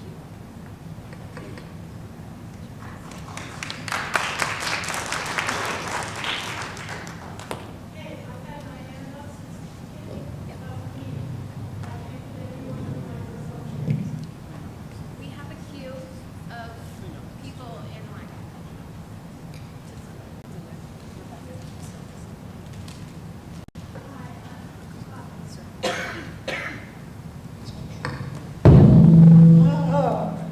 Hi, I'm Z. Pinsley. I live in Mineral Hill. We are largely ignored by the county. We have terrible flooding in the one low water crossing that exists, and there are days, not long ago, I had to stay home for 6 days because I couldn't cross the low water crossing, which had overrun the river's boundary by 20 feet on either side and looked like a whitewater river. Plus, there was no one to ask about whether it was safe to cross that unless I happened to run into a neighbor who, A, had a phone, and B, had seen it. So that's number one. More importantly, and I hope anyone who disagrees will forgive me, we have a president who's breaking laws left and right. Not that I think that's admirable, but if he can do it, we can do it. And so if there are agreements that are non-productive, I say, Governor, follow the darned president and break the rules that aren't working, and everyone in this room will support you. That's what I believe. But more importantly, and on random topics that I think are important to say, all the phone lines in my area, 15 miles from town, burned. The poles aren't up. There are no landlines, and often we have no power. The only way I have a phone, and many of my neighbors have a phone, is if we have power and have internet. And then that's only when everything's working. Other than that, cell phones don't work, internet doesn't work. I'm 72, I live alone on 5 acres. Whatever that's worth is fun, but I have been speaking with the vice chairman of the board of Lumen, which owns CenturyLink, for almost 3 years, back and forth. They keep changing the representative. I get all kinds of legal double speaks that I don't understand, and so I respond saying, I don't understand this, but could you please tell me why our local phone repair system thinks I have a phone that needs repair and sends me, I think this year it's already been something like 60 or 70 daily messages saying, we're coming out today, be home between 8 and 4. And sometimes I do, and sometimes I don't, and they never show up, and I get a bill for 4 months' service, which I then can call and say, hey guys, I don't have a phone. Why there is the lack of communication between Lumen, the parent company, and the locals who live here, the numbers of people in rural areas who have no landline, and I'm beginning to think no hope to have one, is mind-boggling. if I were to get a shortwave radio and had it charged before the power went out again, maybe I'd have a way to get help if I needed it. I'm not in the greatest health, but I manage. It's a dazzling situation. So I'm putting that out there because I have very actively, and 3 other neighbors have as well, attempted to get some solution going, and we can't. So, and then the other thing is, in our area, as in many mountainous areas, the landforms block any kind of cellular signal. So there's no cell phone signal unless you're near your computer with your internet and the power's on. That's one thing I wanted to speak to. Another thing I wanted to speak to is about the city. I'm a realtor. Often houses that I'm selling to people, when they have their home inspection, they have a sewer scope. I would say 9 out of the last 10 houses over the last many years have falling apart sewer lines into the city sewer, and no one can afford to fix them because from the house to the city sewer, they are, say, $10,000 or $20,000 on the homeowner. So city sales are not, real estate sales are not happening, or people are struggling with collapsing cement or other materials which have fallen apart.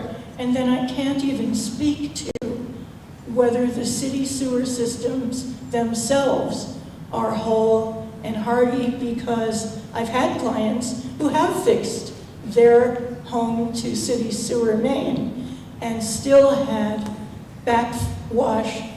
This is even before the floods. So to me, I love Las Vegas. I understand there are stories within stories.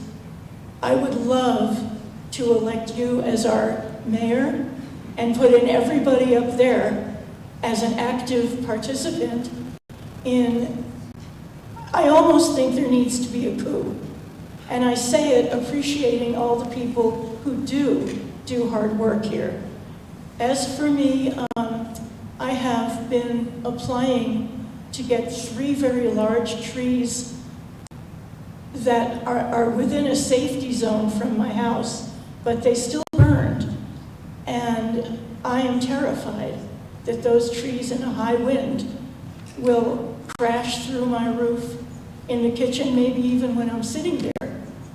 So people are good. I know that I'm speaking to people who wish they could help me take those trees down.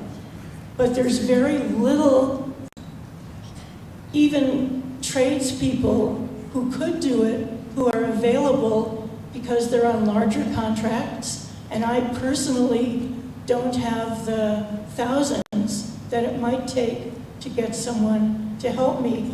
There have been so many large trees of like circumferences like this. I'm looking at probably 30 inches and more that have fallen all over my property. And whatever FEMA finally gives my attorney to give to me, it's not going to be enough to get those trees resolved. I think that's all I had to say. Thank you. The Newport president's going to get a letter from me saying I hate these. All right. Am I on? No. Mr. President. Now is it on? No. These are bad. All right. And I just said people shouldn't yell because they're being live streamed. Oh my God. I'm done with these microphones. I can't do this for everyone with total success. I will ask for everyone. Give us your address. I will take care of those trees. I don't know what that means yet. Sometimes it's a call to a contractor and ask for a donation. Sometimes there's a way to get our own folks because it's got a liability issue and someone can be hurt. I will figure out the right mechanism that doesn't create a FEMA problem, a reimbursement problem, a county problem, a city problem. I will ask for every person who needs debris or trees or safety removal. You give those to us. We'll do another post telling you how you can call us. And I will start navigating those at the state level. Vanessa Kennedy, you're welcome. We will figure that out. I know unequivocally that I can address the first 20. I'm making that up because I don't know how much it's all going to be. But let's start doing work. 2, I would love to be the mayor of Las Vegas. I don't live here. When there's an election, I'm going to stay living near my grandchildren. So, Mr. Mayor, you're safe because I'll be nearer to Albuquerque where my 6-year-old and my 9-year-old are, so I can do what grandpas do and interfere with their, daily activities. The third thing is I will get a meeting with our telecommunications folks. If I had a nickel for every time I was mad at someone who's doing telecommunications and for rural broadband and related utility issues, I would be a very wealthy governor on behalf of a very wealthy state. So let me see what I can do about that. I'm tired of that too. I'm not confident or comfortable that I can tell you exactly what that's going to look like. Diego, I know you're here. We've had great success getting emergency telecommunications, figuring out some satellite work, even some microwave coverage. It's slower doing the fiber, and that's going to come to a screeching halt at the federal level as well. So I will take that on directly and I will communicate it. How about if the state also does a monthly, we'll start with a weekly communications about what I know and what is happening to this community. And then we move it to a monthly. To your point about breaking the rules, if we let everybody break the rules, we're all lawless. I get it. I get so frustrated, you have no idea. And I'm just going to do X. And again, the legislators don't like it when this governor gets to be outside what they think I can do. They're right. I don't always agree with them when they think I'm out of bounds. But that's the way government's supposed to work. Checks and balances. I don't think they're enough at the federal level. But here's where, again, we believe we have the capacity to take control over the money that's been allocated if the locals give us the power to do that. We will address quality immediately, and we will start work on the larger wastewater, which gets to your issue, and the larger water investment, which is a large set of projects which will not get completed overnight. It's a long process. I do not disagree. That takes a long time. But we have spent 3 years not doing it. You'd be done. All right, we haven't even started. So I want to do it that way. What I can do, if they don't agree tonight or tomorrow or the next day, to let us do that. If they don't address the water quality, that I can take control over anyway. I don't want to do that, but I will. And I'm already doing it in another community. I have an obligation as the regulator to assure your water is safe. So I will do that no matter what. But it would be better if we were rolling this all together as one community of New Mexicans and just making a difference. All right, so your trees, let's look at the telecommunications issue. I'm sorry they're driving you crazy. They drive you crazy statewide, true, it's hard. And 3, I'm not going to violate rules, but I hear you, and we can do better on your behalf. And for everybody else who has trees, I need to hear from you. I'll do as many as I humanly can with the resources I have, both private donations and otherwise. And if I need to ask the legislature to give us more to do that directly, you have my word that I will do it, and I'm likely to get support to make that happen. Can she finish real quick? Go ahead. Yeah.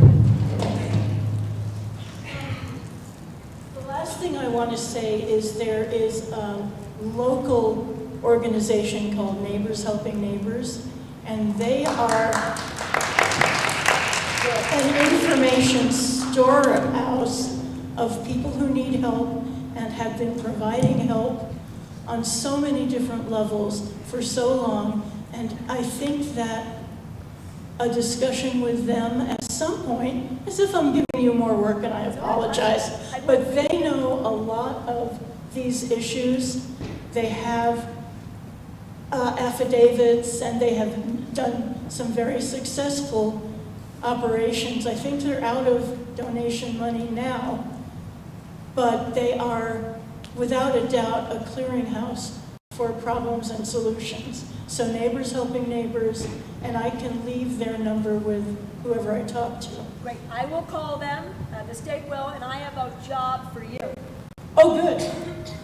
We do a humanitarian award, and maybe you should nominate this group, because I would like to be in a position to review that nomination. I want to know about every New Mexican who's doing above and beyond for other New Mexicans. Thank you. You're welcome. Yes, Jana. Okay. Okay, so we're going to keep on moving here. I just want to do a couple of reminders. We have a lot of hands that are up. We know, we see you, and we can do one at a time. And if you have already spoken, we will save coming back to you for later at the end when other people have a chance to speak.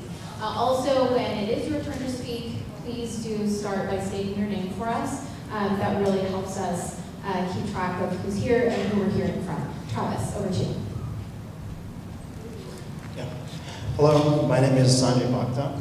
I own a hotel here in town, and I gotta say, you know, from the leadership in the community and the mayor, and even from, thank you for coming over, Madam Governor, it's a tough situation, right? Not everybody knows what to do, when to do it, how to do it. But remember, when you point a finger that way, there's three more pointing back at us. So if we want to have some results, we also have to be voices of reason, of common sense, like all the young ladies that stood up and said, hey, you know what? Why am I getting a bill if the common sense thing was we shouldn't be getting one? Or this young lady saying, hey, I live here for almost 30 years, and that culvert's not going to be big enough. There's not a scientist in the planet that's going to be able to design or build a single thing without the people that are going to dig those holes and clear those culverts. And from a business standpoint, what I'm seeing from FEMA is that there are two lines. One line is for the residents, and the other line is for you're not a resident.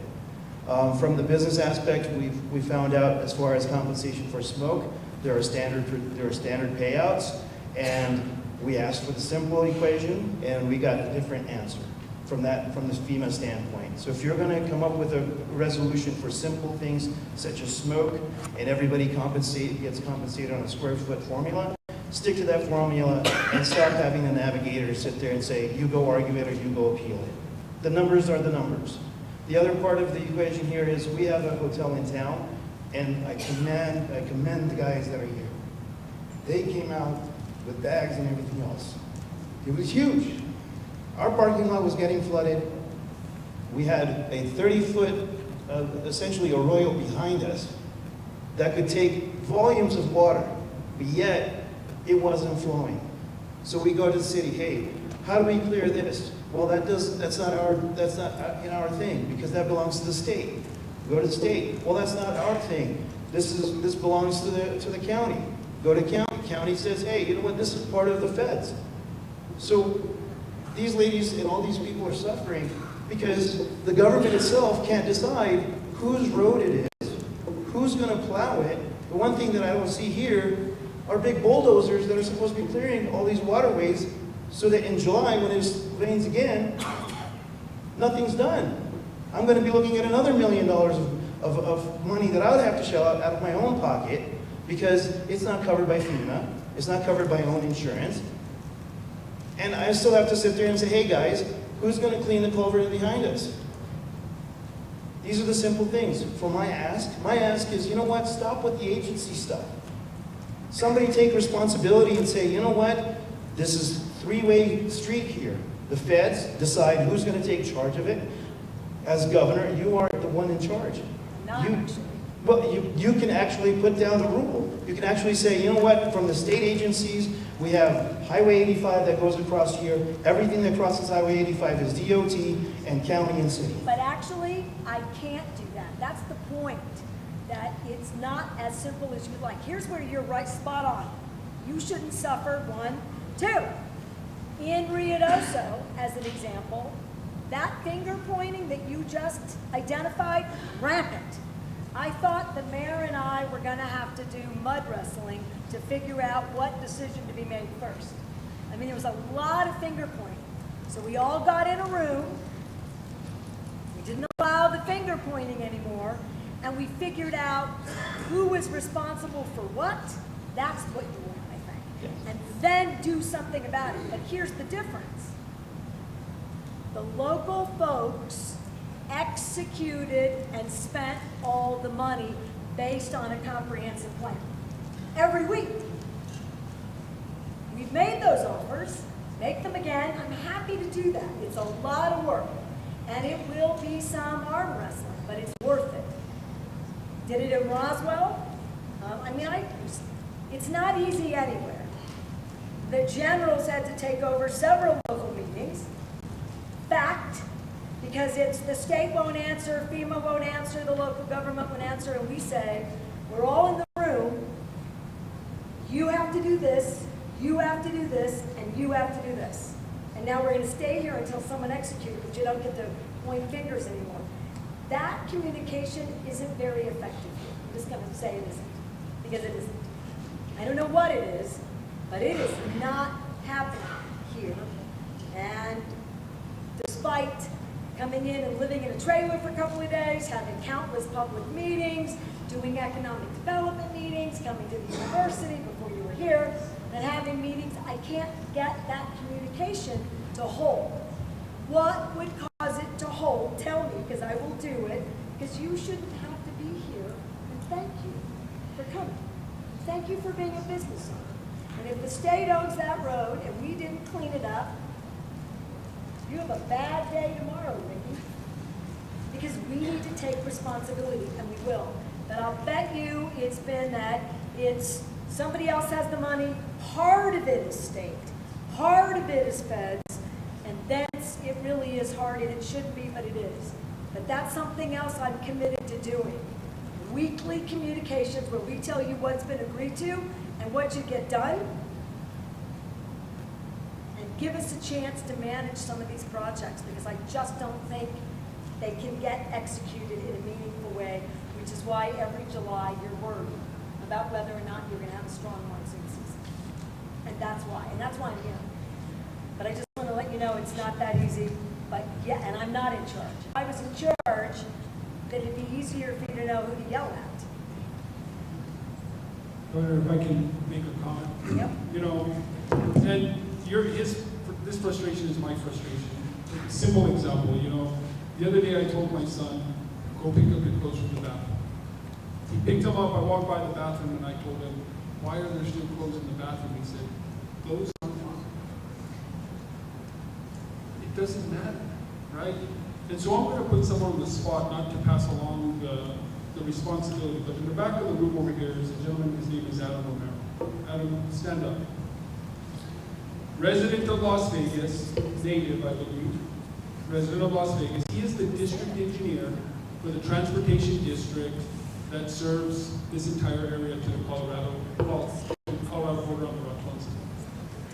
And I'm going to ask him or direct him that if anybody inquires with anyone at the Department of Transportation about the ownership of a road, if it isn't ours, he needs to figure out who the hell it belongs to. Right away. Like, that's it. It's not enough that those clothes aren't mine, let somebody else take them. It's, this isn't ours. This is who has oversight and responsibility for it. Let's get a hold of them to take care of business. It's just too easy to say it's not ours. and hope that you make the call to the next person and the next person. And so, Adam, you hear the direction. I don't want to hear, it's not ours, call someone else. Figure out who it belongs to, and let's get people in touch with those who are responsible for doing that work. We just don't have enough time for people to make all Rick, I also want to leave off that. Sir, I would love to meet with you. I know you're filling out a constituent form right now to find the exact location of where you're at. We have offered many times to come out and help assist the efforts that are going on in both McKinnon County and city. I just need an MOU signed in order for us to formally come out. So we're awaiting a signature on the MOU for us to be able to come out and assist specifically with the general. What is an MOU? Mutual agreement. Who cares? It's just a contract that lets us go onto your property or to a county road. Correct. It's a simple signature. It's standard. It takes 8 seconds. 8 seconds. That's one of the properties that we were talking about when we were, When? the national park. So that was going to be part of one of the properties, just. But you guys haven't signed the MOU for us to get out there and do it, so we can't move without the signature on the MOU. Well, we'll talk about this. But this is why we should meet every week. So you see this circular situation? Unacceptable from us, unacceptable from you. Unacceptable from us. Ricky is well trained. Just do it. I have zero patience. Just do it. But I wanted you, sir, to know if I could just be in charge of it all without all the signatures, and I have to meet the rules, and I have to be able to pass an audit, or you lose money. If I make a mistake, you could lose money. So I dot my I's and cross my T's. You want that. But this circular firing squad has to end tonight. Has to end tonight. Sign the stuff right over here now. Very simple. Okay, over yours. Thanks, Al. Good job. Are we on? Yes, sir. Good, thank you. May I? I forgot to note that we are going to hold the microphones just for safety. Can I hold his hand? Can we just say why someone dropped a microphone on I someone's appreciate head, it. and then we got I into appreciate trouble, it. so now we're overreacting. I And appreciate then in it. another town hall, someone took the microphone and kept talking and walked away. It feels really disrespectful and very patronizing. And sir, if you would like to hold that mic, please do so. Thank you. You're welcome. See how easy that was? Yes. You're welcome. On behalf of myself and my family, I'd like to welcome you to our community, Nuestra Señora de Las Vegas. We are appreciative of your effort, of your coming. Thank you very much, and so much for that. Understand that it's a sincere appreciation. I'm here tonight on behalf of a small acequia in a rural community outside of Las Vegas. I'm the Secretary Treasurer, the bean counter for Las Tuzas Community Ditch. We were the breadbasket of Las Vegas. Las Vegas was developed, was granted from the Soviet of Spain, it was granted a land grant in 1834-36. And under the laws of the Indies, we had to have fortification, we had to have a plaza, we had to have a church, we had to have a water system. That water system was our acequia. The acequia that fed Las Vegas. We are a subsidy of that, basically. We were privileged, and I want to be one of the persons to thank the Department of Transportation, specifically Mr. Romero, our engineer, ultimately Mr. Serna, for cleaning 3 miles of our ditch at a great expense. 90% of that work, 99% of that work is done. In trying to finalize the approval I met with the contractor who indicated that we wouldn't need a finalization of the project, that they had already been compensated. My question is, number one, how many of us are victims of the fire and have filed some sort of claim with FEMA? Raise your hand, please. How many of your compensation claims have been satisfied?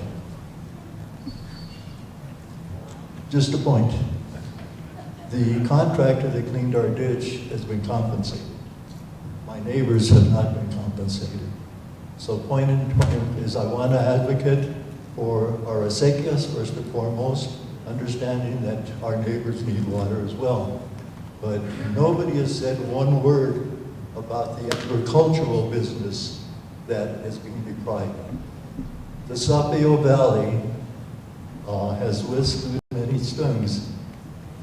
In the last 3 years, in the last 2 years, I have not seen one cow in our community, on our valley. Not one cow. That is subsistence for my neighbors. That's subsistence for me as a retired educator. We retire at 60% of our salary. Para retires at 80% of their salary for the most part. So my point is that if we're talking business, do not exclude acequias, because they're the ones that supplement the farming. They are the ones that supplement the cattle industry. They are the umbilical of life. Understand that, please. Thank you.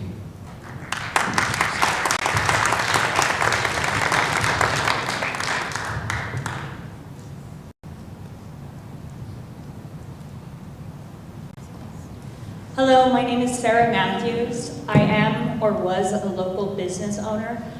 I closed Borrachos Craft Booze and Brews in 2019 due to the extreme regulations. I had a bar that didn't serve food. I shut my doors March 18th, which hopefully won't be forever.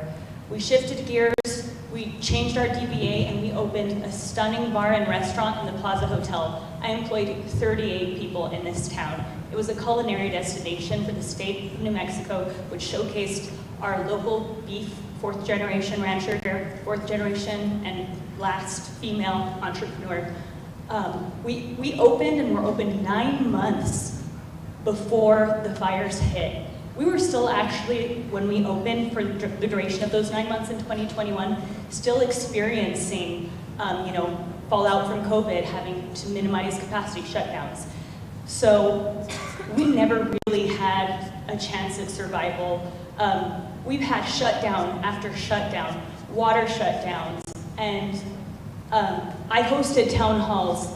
I've sat at tables with Jay Mitchell a year ago, and Teresa Ledger as well.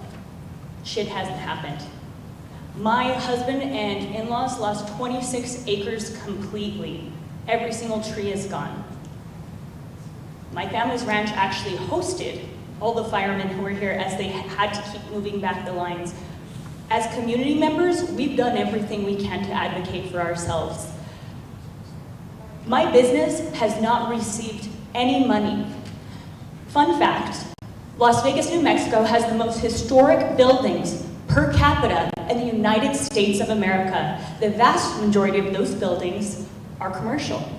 It is an insult that at one of these city halls I hosted in the Plaza Hotel, we explained to FEMA officials, why would you offer us significantly less than a household? Do you know how much more it cost me to get a contractor to come work on my building that was built in 1880 on Bridge Street? They said, we'll talk about it. We'll think about it. Yeah, this seems really unfair. They haven't done anything. There is economic fallout that we are seeing that we will never recover from. It's 3 years too late. People in this room will not be able to rebuild houses on their property because you know what? No one will insure them. My liability insurance for my business went up $12,000 in 1 year after hundreds of thousands of dollars in losses, and that's just year one that I never recovered. I bought a beautiful building on Bridge Street.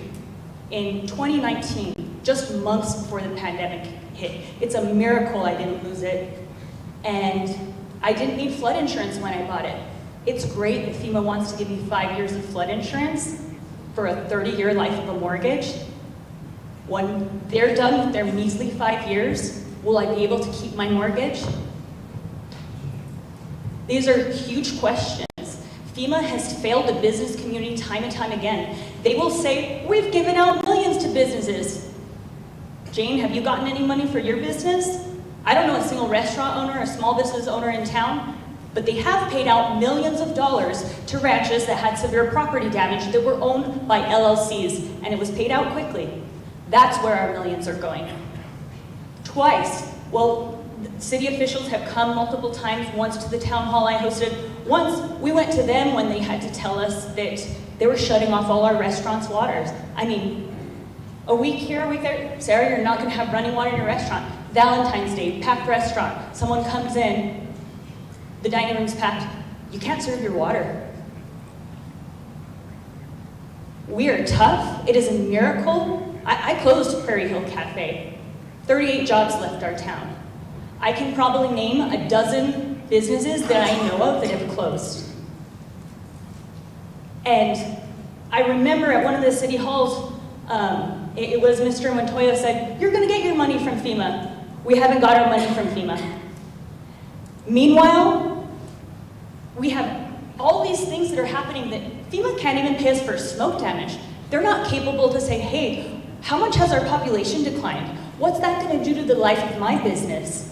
When I opened, it was not a disaster area. How many people have been displaced? There are no employees who work here because we have nowhere for them to live. Everyone in the surrounding community was displaced. There's never been adequate response to that. It feels like there's some other things going on in these other communities that have spent money and are not seeing what we're seeing. We're poorer than they are, by a lot. It feels like our federal government came to snuff us out. That's honestly what it feels like to many of us. And meanwhile, businesses close every day. It is in your best interest to help us because guess what? Love You Highlands is not paying or generating any CRS money. Neither is the state hospital. It's the small business owners in this town who are the only tax generators. That's it, it's us, and we're dying. I will be reopening another business, much smaller. Because you know what? It's too scary to know how many times they're gonna shut me down. Is it gonna be 3? Is it gonna be 4? There is something the state can do. In 3 years, there has been 0 attempt at economic development. The few meetings FEMA has hosted, they had predatory loan people there trying to get these desperate people to mortgage their property that has been in their family for 200 years. Oh, FEMA will pay you back. I don't have a business open today. I have a $1,200 SBA loan I have to pay every damn month or I'll lose my piece of my family's ranch. We can't make them pay it. I'm grateful I have a lawyer, but I pity those who don't and all the small businesses who are not financially literate. We're talking about little tiny farms. We're talking about little tiny mom and pop operations. They don't have financial literacy that my generation has. And the most vulnerable, as always, are gonna be left out of the cold. We need to do something with FEMA, but there is something the state can do. Our city and county do not have the resources for economic development. There are people who still live with their grandma who are buying Ferraris and they don't understand that they're depreciating instead of investing. We have billions of dollars coming into our community which could change Las Vegas forever, but people don't know how to spend the money. And there will be no businesses to spend that money at if we don't turn this around fast. Businesses are struggling. They don't even know how to calculate these losses. They can't even pay us smoke damage money, and then they want to pay us less. It's insulting. We need you to intervene on what's going on with FEMA. I do have a lawyer now. I'm really glad I have a lawyer. But I mean, there has to be they have to stop them. Like something has to happen. Again, I've sat at tables with Jay Mitchell and nothing has happened. They need to be held accountable.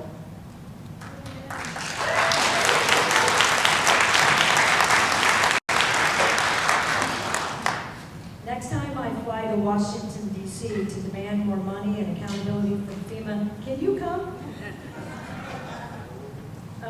On the night that Rosiada burned, my dad was in the hospital with pneumonia from fighting the fires. And I led his construction company's trucks out there. Had just finished being welded. And I drove by the homes of some of the people sitting in this room that burned to the ground. The only reason our family's homes didn't burn is because we stayed and fought. The people in this room have fought struggles we can't even begin to comprehend.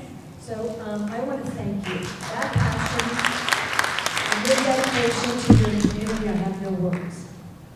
2, I want to believe that the federal government is not discriminating here because we're poor and people of color.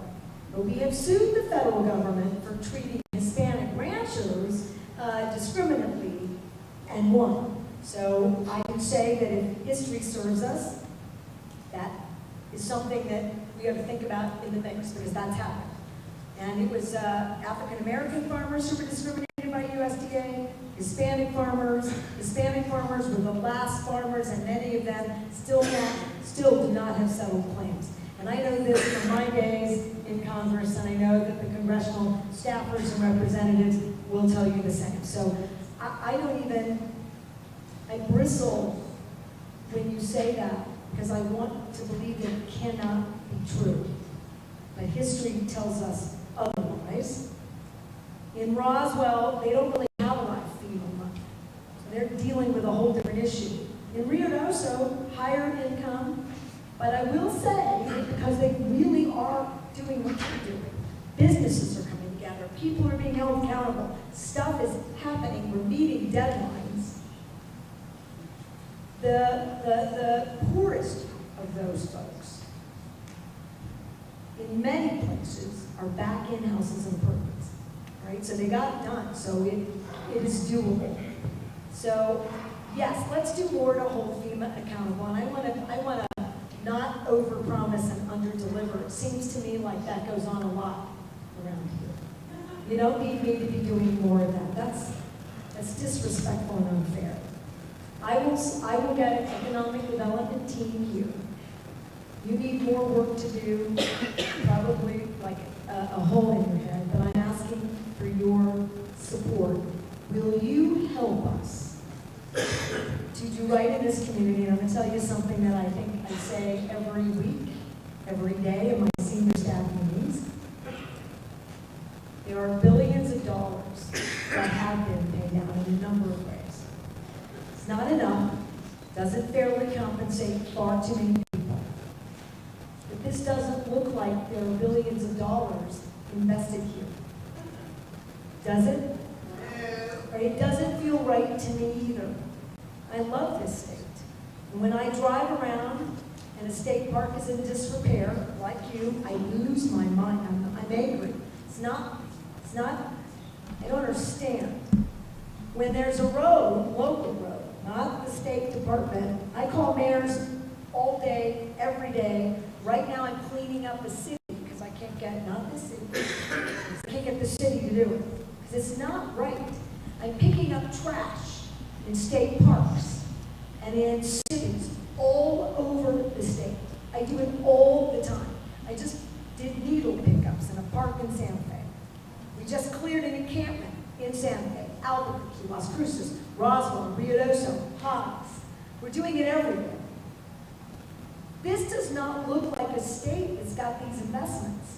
This is not a community that looks like any of these investments occurred. This is not me picking on anyone here. What happened to you is wrong. How the federal government has treated you is wrong.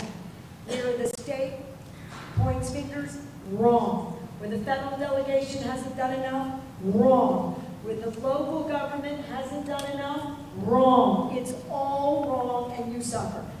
I think we can do a ton here. I believe in a year and a half, we can transform every community, not in a way that's like somewhere else, the way that it's supposed to be for here. How you grew up. I want there to be cows. I want there to be grasses and ranches, and I want there to be agriculture. Remember 2 years ago we talked about creating a land cooperative? There is money here to do all those things. I need people to actually make sure it gets done. That includes me. If you'll help me, and that's why I'm here, literally. I said, why isn't there economic development? Why is another restaurant closing in Las Vegas? And frankly, if we were doing the water, so that you're not going to get closed, and we had 200, 300 workers here on the bigger water project, do you know how many customers you would have in hotels and restaurants? A lot. If they spent the money, industry would boom in our town. Boom! If they spent the money, our whole town would Yes. boom, and Now, our tax dollars would I don't want FEMA off the hook. You were onto something there. And I don't want the state off the hook for a better rural economic development plan. I think we could be doing more. So I hear you. I needed that kick in my como se llama. I take it in the way that you intended. I'm bringing my economic development team. I'd like to work with you directly. Done. Thank you for making sure that we do right by this community. This is a beautiful community. The best people, can I say that out loud on live TV? Live in northern New Mexico. It's not that I'm related to all of you, but maybe that's true. We should not suffer in this way. It's not right. Your children and grandchildren deserve better by all of us in this room. Let's give it to them. Thanks. I know there's more.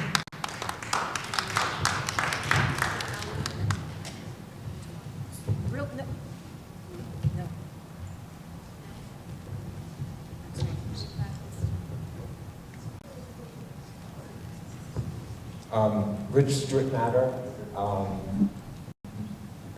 We held a meeting at Luna Community College March 29th, and it was entitled "A Community to Be Heard." And one of the things that the feedback was, this was great because there wasn't an agenda. There wasn't an organization running it. It was just the people, the community members, that needed to say what they wanted to say. One of the things that I took away from that meeting was from the people in the Rosciata area that Laura represents, I'm over in Guadalajara, was a deep concern about their health and safety. We talked about water quality in the city. People in the rural area have no idea. There is no one looking at the water quality unless they pay the bill to get the test done.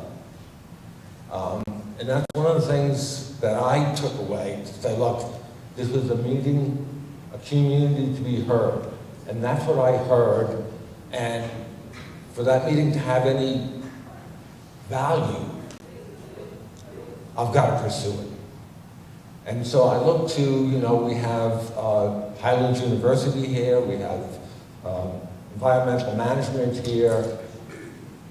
People are worried about not only the water they're drinking, but the water that is on their fields, that their animals are drinking or eating, the gardens that they're growing on. And so I took it upon myself, because I do have the resources. I tested my well water, had my well water tested, and then I had the subsurface water.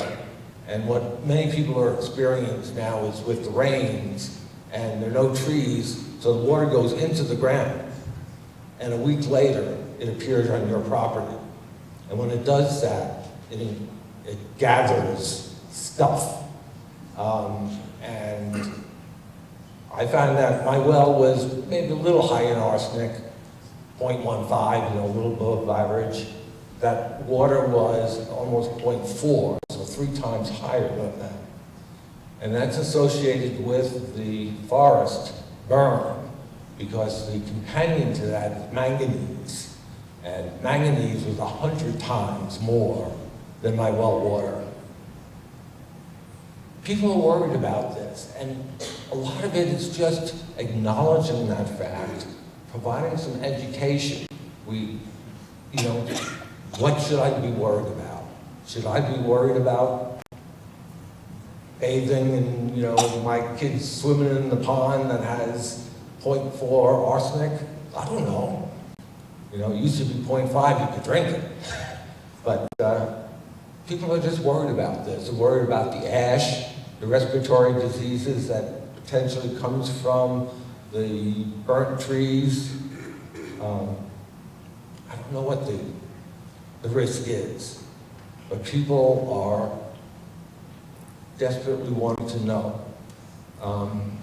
And I think, through the university, through ED, we can do a much better job and to say, here's the facts, and we can't maybe test an individual private well for heavy water, for heavy metals, carcinogens, but you can certainly test the aquifer. You can get aquifer data for that whole community and say, okay, this is what you're drinking. My neighbor doesn't have a well. She draws her water from a spring. I said, ooh, that may not be good. She didn't have the money to do the test, so I did one of the home tests, and it looked like it wasn't as bad as my subsurface water. But people are out there 3 years later suffering. And I think that's been mentioned a lot. We have a lot of centers. There are forestry, reforestation centers. We are establishing, I understand, a building resiliency center. And if we can encourage those organizations, those resources, to touch base with the people, to give them the facts, to allay fears. Sometimes it's just, we don't know. That's what drives people crazy, is they just don't know. And I would just hope that we can take the resources of New Mexico. We have some of the greatest scientific organizations and universities in the world to let people know what they should worry about and what they shouldn't. The comment about, the centers, like the reforestation centers, they have great pamphlets on how do you plant a seedling. Should I plant it next to a stump so it gets more water? Should I plant it? And those are valuable. What I haven't seen one of is how do you help yourself? What is the impact? Everybody here in this room who's been through this fire has suffered. And it can be from just an annoyance or frustration to life and death. And we haven't addressed that. I heard Neighbors Helping Neighbors. I think their budget was $1.5 million. I'm going to claim they did more for the people of New Mexico than FEMA's $5 billion. So, and, we hear about a road being washed out. We hear about not getting water. We hear about trees that need to be cut. But what about the people who are damaged? Every one of those people in the fire has been damaged to one degree or another. And we kind of say, FEMA says, it's not a thing, so we can't compensate you for a thing. But in terms of how we address this whole situation, from not just FEMA, but from the state, from all of us, the most important thing is what's been the damage to the people. Not the water system, not the roads. What's been the damage to the people? So I hope we can, listen to each other and try to make some progress in that area. And I really encourage ED and university to help. I understand claims management is going to have a meeting in Rosiata Yes. No, well, two things. He said in my ear, because you can see us whispering, and we don't mean to be rude. He said, "Can I offer free testing?" And I said, I was going to mandate that you do that. So yes. So we'll do all the water testing. Nobody has to pay. It's just done. Thank you. You're welcome. Two, yes, we'll work with the universities. We want to be all on the same team. Sure. There's a lot more that we could be doing. I think, and I want to be careful about this statement, I am not a clinical psychologist. I am not trained in behavioral health. I'm a politician. That's the worst. I think part of this healing would move a little bit further forward if we saw some progress and things happening in our communities. Absolutely. Right? If somebody got something done, we'd all feel better about Absolutely. that. And I'm not suffering at all. Yes. And yet I go to work and I'm going to tell you, why are you all here tonight? Because I'm mad. Yep. All right, they're here again tonight. I called the chairman and said, I'm mad. I don't understand why things aren't happening in the way that they're happening in other places. That's not to say, again, it's not about pointing fingers. It's about to get to what's it going to take to get some things done. I can't lose another business. I can't have you not be able to get a phone. I can't have your road, everybody pointing fingers about whose road it is. We can't have that anymore. And I barked, he didn't hear me. She's wonderful, by the way. All right? Every complaint about every issue that deals with the federal government, of whom she has no control, goes right into her office. And then I get mad at her because she doesn't boss the federal government enough. And she wants to say some things, and she's clear that I don't want to hear about contracts and signatures and MOU. Just fix it. We can do better. We will heal together if more things are getting fixed in a reasonable way, faster and more effectively. There aren't all these questions like start with this. Why haven't we spent more money? It's a very good question. So we will use all our experts. We will do testing for free. Excellent. And that forestry center is ours. We can do more planning. We can do more education. So Ally, make that happen. All right. And then you had something to say. I did. So really quick, I want to let you know that we were advocating on the individual's behalf for us to get well water testing for you guys. So through the claims office came back and told us that it was not the state's authority in order to do that.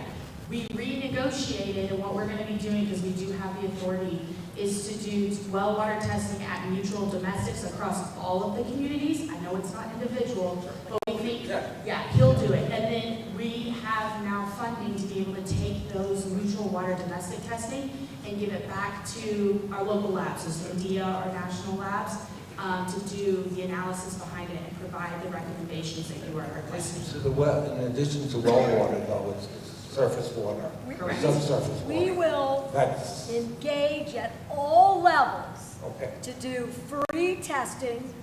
We'll do the federal stuff where we get reimbursed. We'll do the stuff where there's no reimbursement. Nobody gets left out of water quality testing. How about that?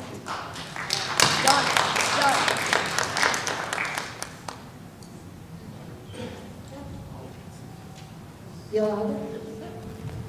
Governor, Patricia Madrid, and I'm a resident of Mora. Thank you, Governor, for being here. There is nothing like having you here on the ground, hearing it firsthand. And I really thank you. And I thank you for your anger, too. Because I've seen that when you get angry, things get done. We all know from this room that FEMA is making us all crazy. And they don't pay, and it's the federal government. But I'd like to summarize a little bit of what we can do here tonight to make things move forward. What's going on, I think you said, I'm shocked at how little money our local governments have not spent. And it's sitting there in the bank collecting interest, and they're not doing the work. And so when you say local government, I'd like to make that clear. That is our county commissioners and our city councilors. Those are who we have to look for. I think you said they're the only ones that can formulate the plans and spend the money. And you want to know why that's not getting done. And as a resident of Mora, I want to know why that's not getting done. And we can, you know, we can battle. I'm also a lawyer for fire victims. Former Attorney General, powerful lawyer. As a lawyer, we took FEMA to court on non-economic damages, and we just won. They're battling us on that, and what that means is in pain and suffering, that we can get damages for pain and suffering. But the battles with FEMA are going to be there. We have to fight them. But we can only do it when the state and the local governments are acting together. And so I am also picking up that there's not a great interface going on between the state and our local county commissioners and city councils. And they answer to us, our local government answers to us. So we need to be telling them that they have to work with the state. The governor just said that she has to be asked by them to act, is that correct? Why? Because the money belongs to the local governments. That's how it works. All right, because the emergencies happen here. So again, the local governments, because I got frustrated, I think that's fair, last year, and said, let us do this work. Just give me back. We had to get FEMA's permission. That was not easy. They gave it to us. And then the local government leaders, county and city, decided that they would do it themselves. They have the power to do that. And a year later, we're in the same spot. Okay, So our local government's not working for us. And so we need to talk to our county commissioners. In fact, I only see one of my county commissioners from Mora here tonight. Where are the other two? They didn't even come to hear this from the governor. We need to ask our county commissioners to have an interface with the state on a regular basis so that we can fight FEMA together. We can't be separated. We gotta act. It's gonna take all of us to fight FEMA, and Trump, he might pull that money back. If we don't spend that money and get our local governments to spend that money, Trump's going to come in and say, I'm pulling that money back and I'm going to spend it in North Carolina or whatever state he wants to spend. So we've got to move our local governments. So that's what I'm here to say. That's the summary I'm taking away of what you're here for. We can complain all we want about FEMA, but we got to act together to fight FEMA. Yes. Thank you, Governor. Thank you, General. Did you see this man back here? Scott. I can't see our numbers.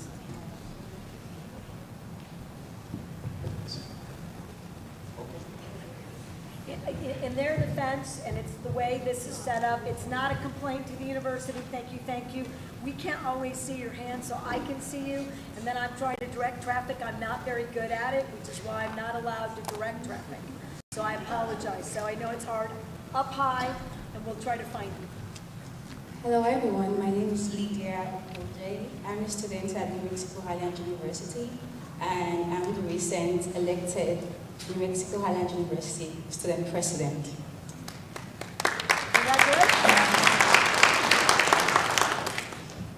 My stay here in Las Vegas, I have been affected by the water twice, and makes me ask the question, why?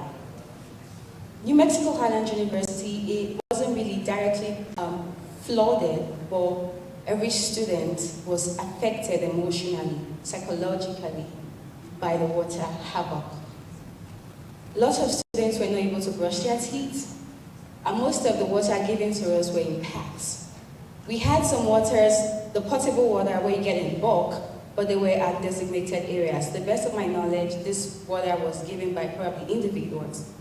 Now, some students are not mobile enough to go to Walmart or behind Walmart where this water is to get a bucket of water. Now, it brings me to the question of how do we get this fixed? Another thing is, we are faced with the problem of fire and flood. This is pushing businesses out. Recently, New Mexico Highlands University had a graduating student of over hundreds. But how many of the students are staying back to grow and improve our community? We are complaining about there's no sense of community right here in Las Vegas. We have a rich heritage to keep people, but no, it's not happening. I'm looking forward to seeing that we have an ad hoc committee to oversee the affairs of the institution or commission that has the fund with them. Because we need to work, we need to put in the work. We're not here to talk, we need actions. I appreciate you, Madam President. It's really a great honor to be seated right here to listen to all the voices. In unity we stand, and we stand for the greater good of our community. Thank you. Thank you.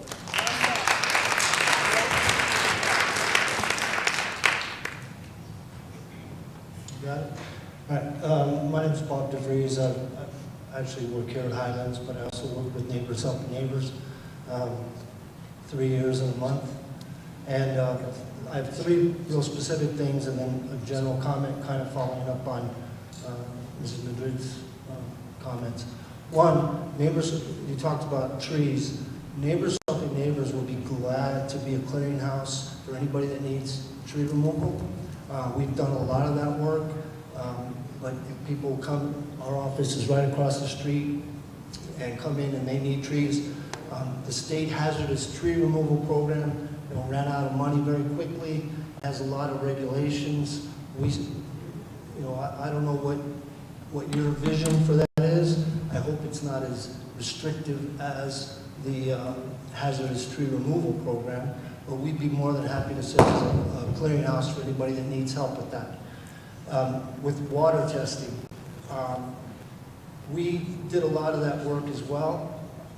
I have one quick question about that.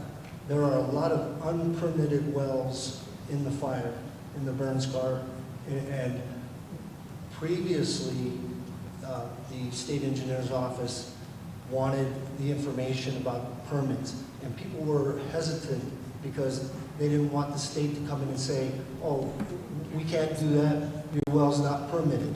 And so if you could address that. Third, very specific thing, and it seems odd 3 years down the road, we need sandbags out at the at the Mineral Hill, the Cabo Lucero Fire Department. We've put inquiries in. One of the first things I did when I started working with Neighbors Helping Neighbors, I worked with Team Rubicon filling sandbags. There's nobody doing sandbags. And even though it seems that we need sandbags. So we don't know, we've asked different organizations. So those three things, the trees, the water testing, unpermitted wells, sandbags. Final general observation, I agree, local officials are dropping the ball. I've worked for Neighbors Helping Neighbors for 3 years, been involved in many of these town hall meetings, many meetings with FEMA, just a lot of meetings. I have never seen our county manager at a single meeting. She's not here tonight. I would not know her if she walked through the door.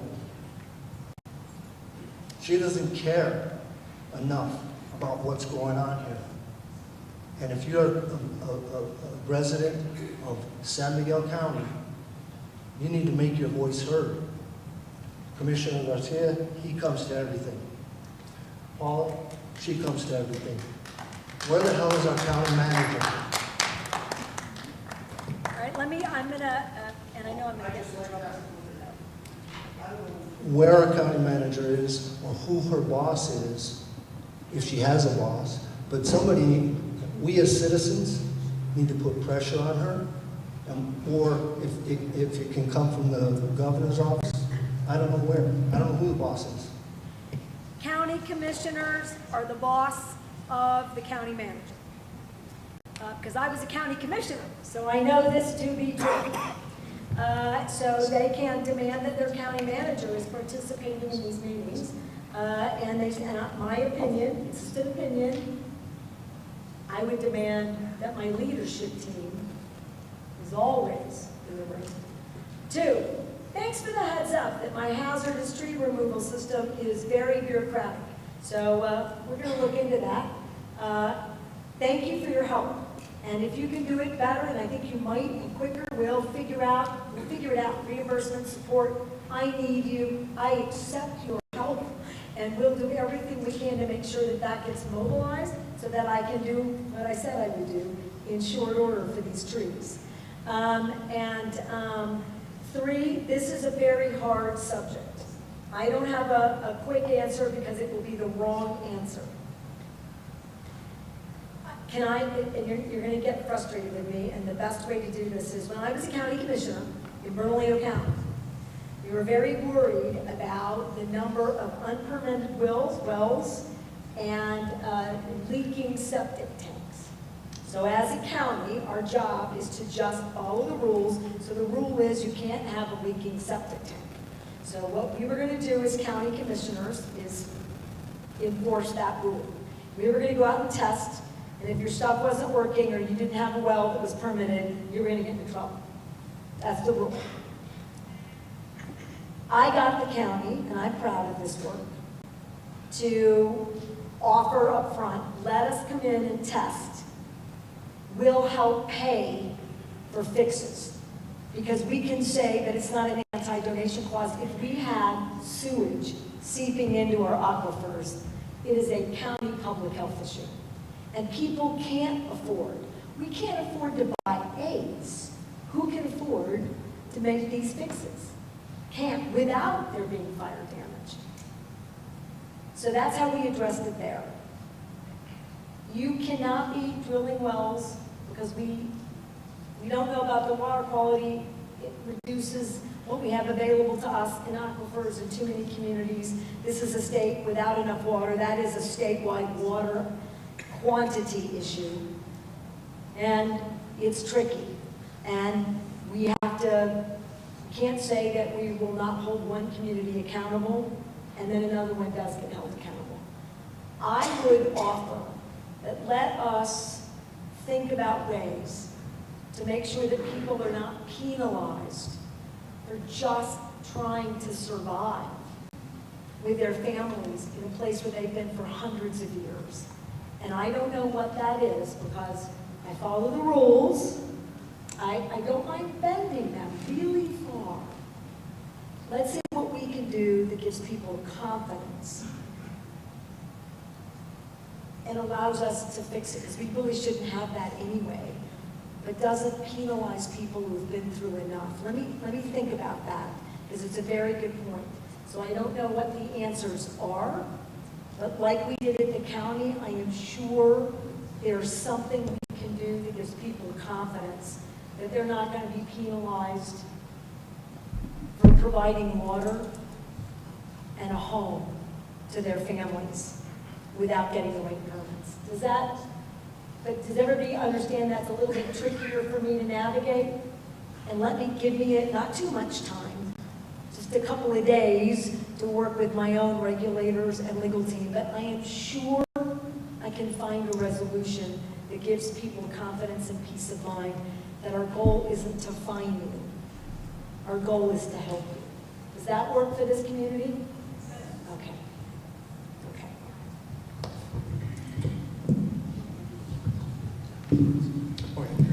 Okay.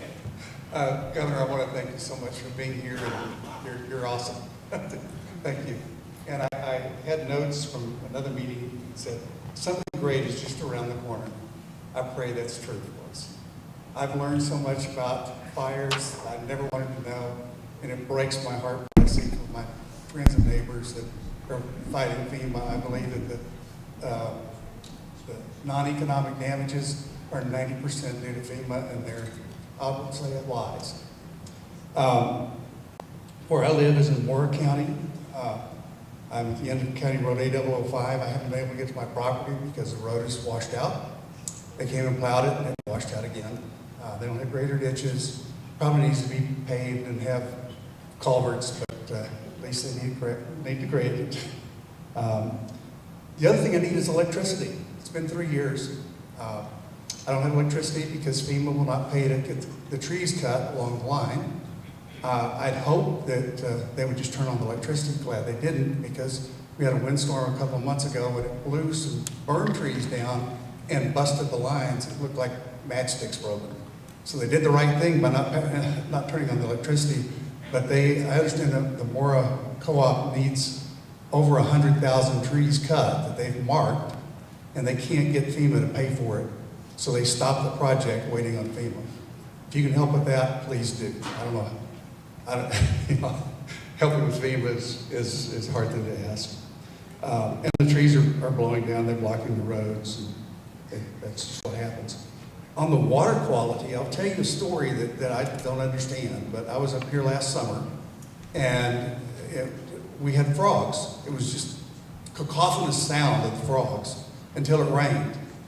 The rainwater came in the lake. The frogs were dead all summer. So it's not just the aquifer, it's the ponds and lakes. The effects of this fire continue year after year after year. I thought you could recover quickly, but you just can't. It's just horrific.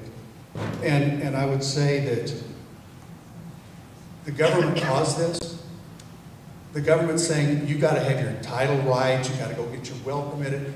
That's not our problem. The government did this. They need to go fix it. They need to be getting power lines up. They need to get phone lines up. There were phone lines on the same ones that broke, by the way. They need to be aggressively doing this. And I will say that one thought, I've heard that they want to move FEMA activities to the states, and I believe I would much rather deal with you than dealing with FEMA. How that happens, I don't know. Maybe you can talk to Governor Abbott from Texas when you see him, and maybe he can give you some ideas of how you could do it, where we could really use that money and get it to the right people the right way, and have an emergency management system that takes that money and does what needs to be done. I don't think that people in Washington will ever understand Mora and San Miguel counties. And that's the big challenge that we have, is they just don't understand. And I will say that my insurance, I had a little bit of insurance, not nearly enough. My insurance came within a couple of days of the time we get on the property, and I was paid in less than 2 months. They used a third-party company to come and do those evaluations and to get the payments made. I believe you could fire the whole team of FEMA, hire professional people to come and do these evaluations, and they could clean this thing up in 6 months. And I would ask you to advocate for that. They are spending incredible amounts of money on administrative fees, and we can see we're not getting our money's worth. I would encourage you to advocate for that. And finally, I will just say for businesses, I have a friend that has a business that was forced to close. He couldn't get water, couldn't operate, and would help the cattle people in the area and have 25 great jobs. Still can't open, still can't get any help from FEMA, and they told him that they were going to do zero. Not even smoke and ash. So I think FEMA's just horrific. If we could change it and get the control back to the state, that would be the best thing that you could do. And All right, again, well, thank I you agree so with much you. for all that you do. Yeah, I would love for the states to get more power. That's the way our founding fathers. States were supposed to have a lot of power. However, what the current administration is proposing is zero money, zero liability, and then to push all this onto the states. And then what they want states to do is either not do it at all or raise your taxes. Well, no. I've been working really hard to lower taxes successfully. And they already want us to come up, they want you to pay $2.8 billion for healthcare right now. So don't be fooled by that, but I don't disagree. Dealing with the federal government is awful. And it should not be. It just should not be. So how long would it take to clear 100,000 trees? I don't know the answer to that. Does anybody here know the answer to that? A long time. we've got the right equipment. Right, well, but a couple of months, masticators, all the stuff that we need. I know where 2 of those are in the state right now. So you think 2 months, Ricky? If it's not muddy and they don't get stuck, you can get there on the road. Yep. Right, but you know, again, so I'll double it, because it's gonna get muddy and sticky and I can't get on the road. We need to have a plan. I will develop that ASAP, because it is also outrageous to me. I'm really mad. I think I might be madder about the no electricities and phones than I am about the fact that we're not further along in some of the local money spending. How many people are without electricity? Last year, the co-op sued FEMA, and in that, one of the press releases on that, they said 25% of the lines were down.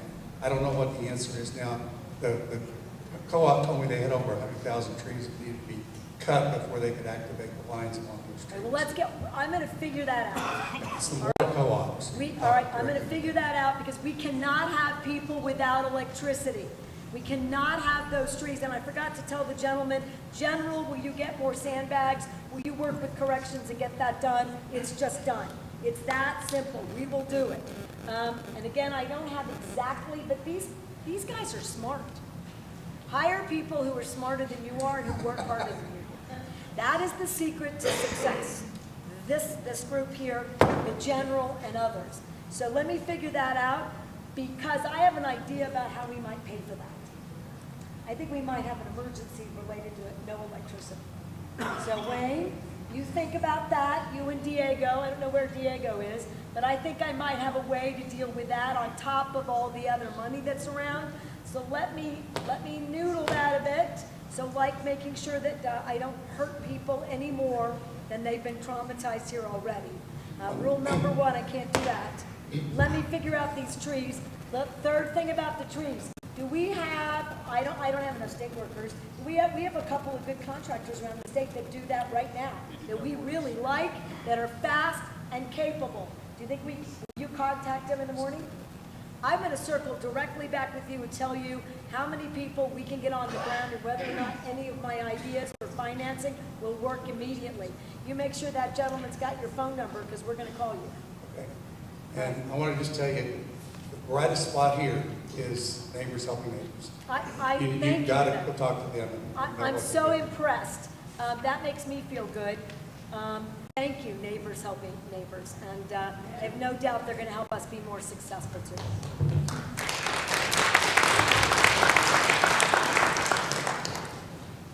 Muchas gracias a ser aquí, hablando con la gente de Las Vegas. Muchísimas gracias.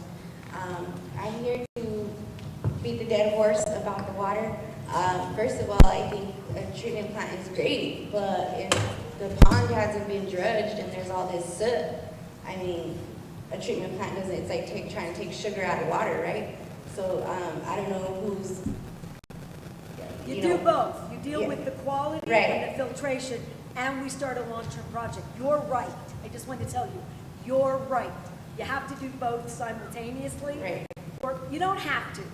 I am proposing, do all of it all at once. Start spending this money, make the changes. But you're not wrong. Quality has to happen immediately. You're right. Thank you. So I just wanted to address that, because I don't know if it's a part of the city or who's in charge of the pond, but there's still a ton of soot and things like that. I'm here to represent the elderly and the disabled, which we are forgotten about a lot of the times. In regards to evacuation and things like that, I don't know if you remember, but I went to your office, and Diego and a lot of people were very helpful. In the beginning, during the fire, I actually helped evacuate. I helped evacuate that woman that I talked about. She lived in Montezuma. I helped evacuate her father, who is now deceased. And I was happy to do it, and I'm not trying to boast or have a pat on my back. I'm just wanting to bring it up to your attention that we need a better plan as far as dealing with these things. Our city is filled with elderly and disabled people. We're Americans. There's an ADA law that covers us. And as far as disaster, you say it's happening every week, right? And unfortunately, I feel like we're going to continue facing these issues that we're not protected, we're not being put first, we're not prioritized. We were placed in hotels that weren't accessible, things like that, and you helped me with that, and I appreciate that. But I'm still wanting to be a voice for my neighbors and my gente here that aren't as bold to come, to the governor's office and speak on behalf of us. And, to get things like when our power goes out, when the water was out, it took over 3 to 5 days to get water delivered, and, things like that. And there's people that don't speak up, because they're so afraid, and they're afraid of backlash, and I just want to bring that up, that we need to have a better plan, not just for our city or county, but our state as a whole, right? And have a better plan for disaster, and putting our elderly and disabled and them being prioritized. Okay, and then, so the power shutoffs, we've been having P&M power shutoffs. There's people that have oxygen tanks. I have an electric wheelchair that needs to be charged. These type of things that need to be pre-thought of. And I don't know if it's P&M that needs to be putting those things in place to be able to help us, but these are things that definitely need to be spoken about and planned for, because they can't just get a text saying, oh, your power is going to be shut off, and we don't know when it's going to be turned back on. Or we have equipment that we need to be charged and oxygen tanks that need to be with electricity. So I just think those things need to be addressed. As far as environmental issues, I think there's a lot of homes here that are moldy due to the floods. And I just want to know what's going to be done about that. Are we going to have test kits thrown out, or like what's going to happen with that? Because I have family members that have homes at this moment that are full of mold, and the fire burned everybody, people are displaced. Now we're at a housing issue here, right? We have over 900 homes that are abandoned. So, is there an ordinance that we can pass to be able to do something about these homes? So, because I was displaced up until 7 months ago. I found a home to be able to live in, thank God, but I'm still not in an accessible home. I don't have a door on my bathroom, because the only way I can enter my restroom is to not have the door on there. So, we're Americans again, and we're living in third world country environments, right? So I just want to know, are we going to have test kits for these mold issues? Are we going to do something about all these abandoned buildings where, all these people got displaced? There's people living in tents still, in RVs. I have family members that are still in RVs and things like that, when we have over 900 buildings, homes here that are abandoned that could be used, right? So I just want to bring that to your attention. Also about the rent price gouging. The rent prices here are absolutely ridiculous. People don't want to live here due to the water, due to the mold. These homes are dumps. I don't know if you've seen the memes on Facebook, but it's like, it shows a shack that's all torn down and it's $1,500 in rent, right? And we're having to live in these conditions and paying rent as city prices. Like we have, city, access to big stores and all these things. I love my city, but the price gouging something has to happen there. And also I just wanted to say that a lot of our city is not ADA compliant. Our post office doesn't even have accessible parking. There's a lot of buildings, federal buildings, that aren't following the ADA law, and I just wanted to bring that to your attention as well. Thank you for your time. All right, so I'm going to give you a job. Thank you for bringing these to our attention. Just when I think I can't be angry or more surprised, I am. I can definitely help with the ADA requirements. So I've got a team that's supposed to be doing ADA compliance. Likely we're going to be fighting and suing folks. I don't care, particularly if it's the federal government, my favorite, on ADA. Yes, you can have local ordinances that do rent oversight. And I believe the Attorney General, right after the fire, spoke to this issue. So we ought to look at that and see if that's still in effect. But those are also things, again, local government, so I'm just going to remind folks and the public, you have real power. You can demand better from your business community, but you also owe them timely, effective responses and investments. You can't shut down, they gotta have water. But you can't address a lot of this. I will send my ADA folks to do a review of Las Vegas and more. 2, where I need you, and I'm going to invite you right now. We're going to go to Glorieta and have a conference. We used to do a large statewide ADA planning. I think we're really behind, and I want you to work with my aging secretary in particular. That's not to say that young disabled adults, it's also sort of in the, it's just called aging.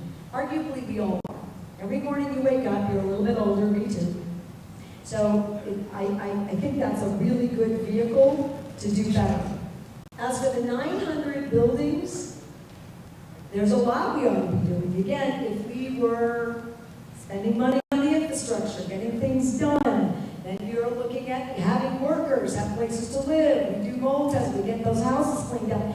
All of that starts that ball rolling. That's the whole point. So we should be looking at that.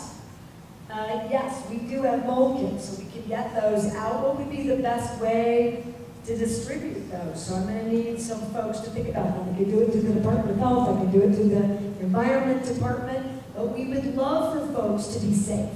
That means testing, and you're correct, I'm appalled by the fact that we don't have reliable electricity. The counties are responsible, just so that you know, and that's not just San Miguel County, so I'm not picking. Most counties have could do better at their emergency planning work.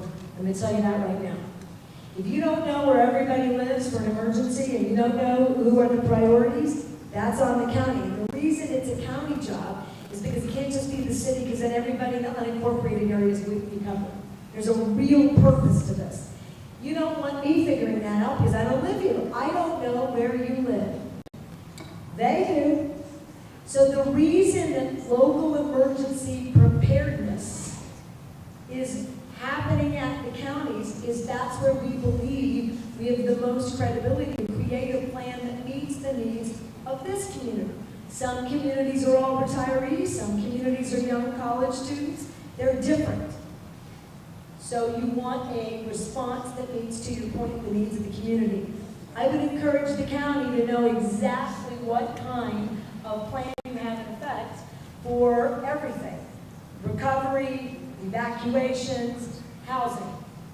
Can I ask you a personal question? Are you renting or do you own now?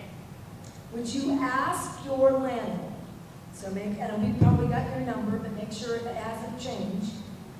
Ask your landlord if we can pay to fix the doors and the issues for you so that you've got ADA access. That's not my responsibility, but maybe a little goodwill will go a long way to the other owners of buildings to get the right work done. Your dignity is not something we should be negotiating away.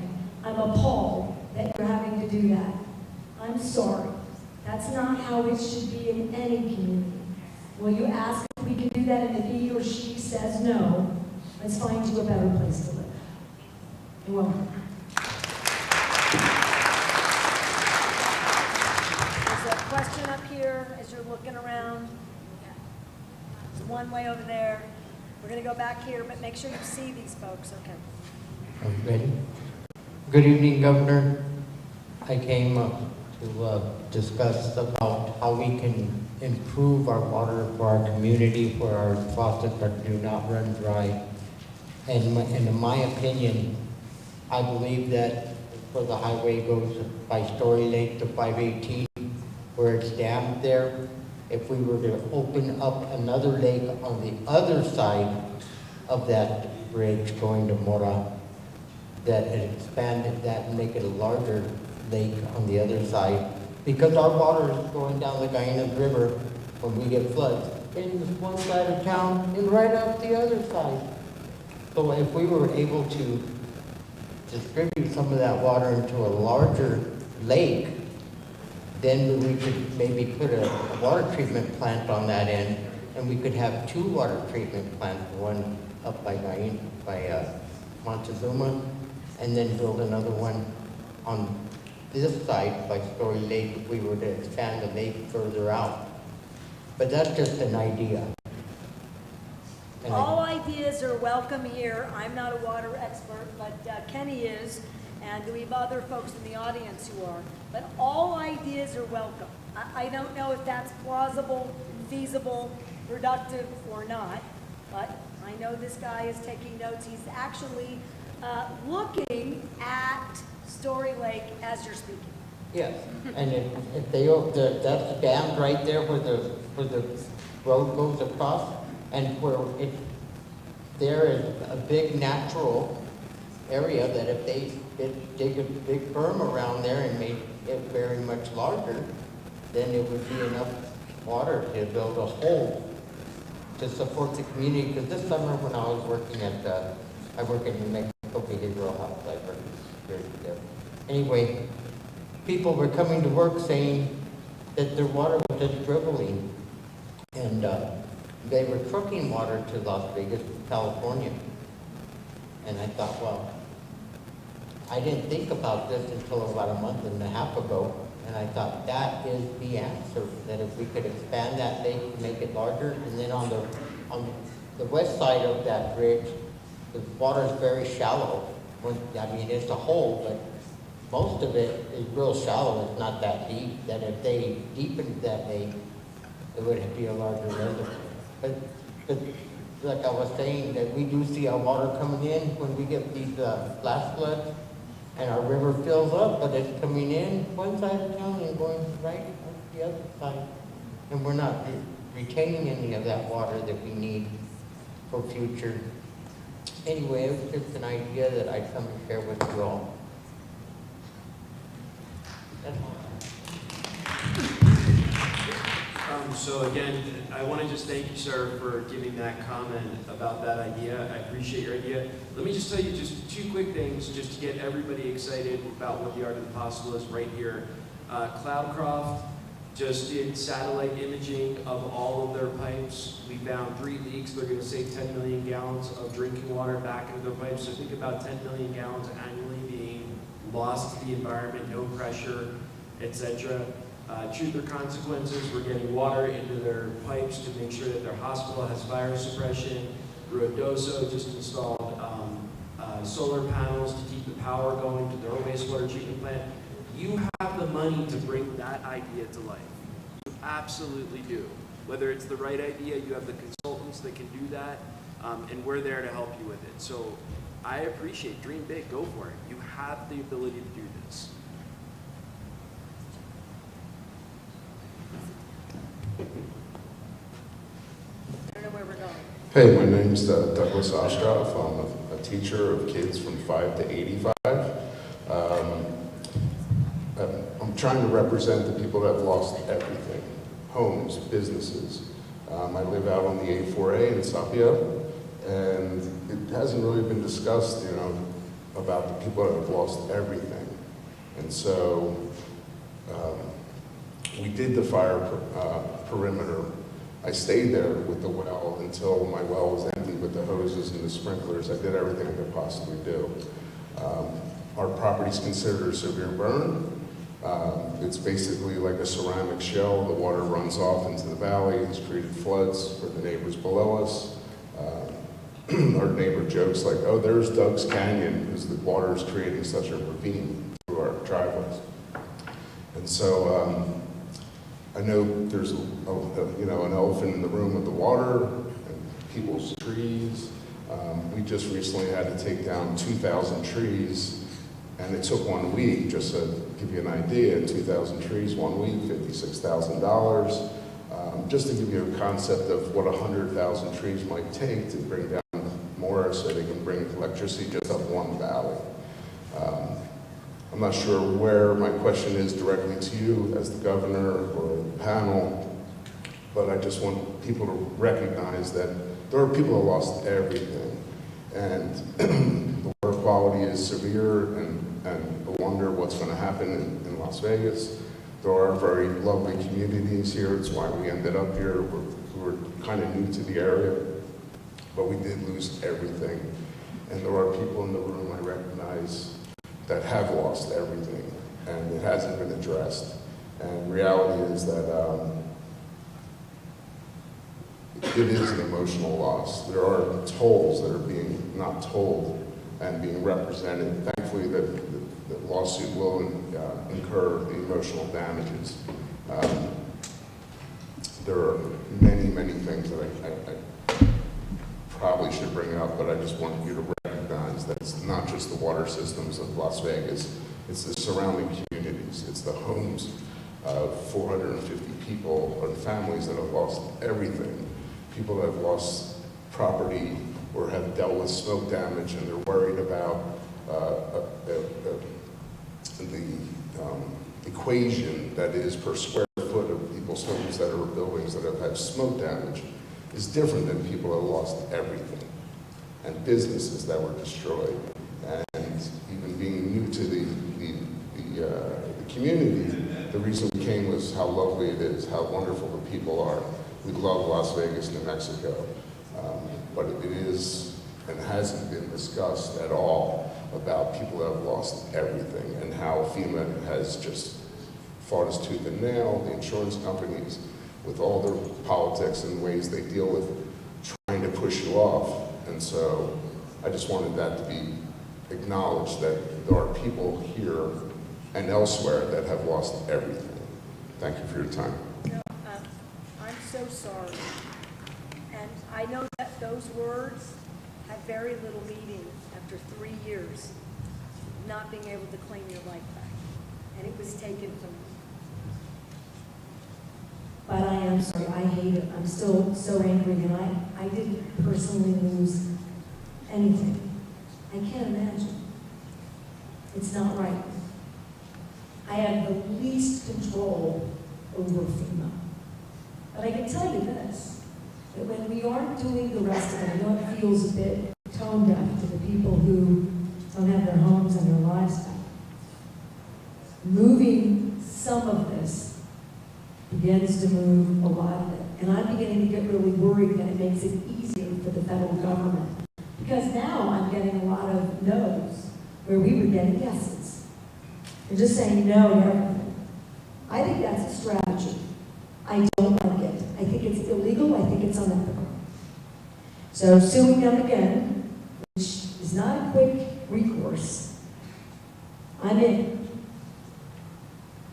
But I do believe that if we were opening up businesses and we were getting things cleaned up, and we had some security and stability with electricity and phone lines and water systems, it allows us as advocates to sort of refocus our efforts against FEMA. But when we're all working and running around, we're in a circle, nobody gets helped, not enough.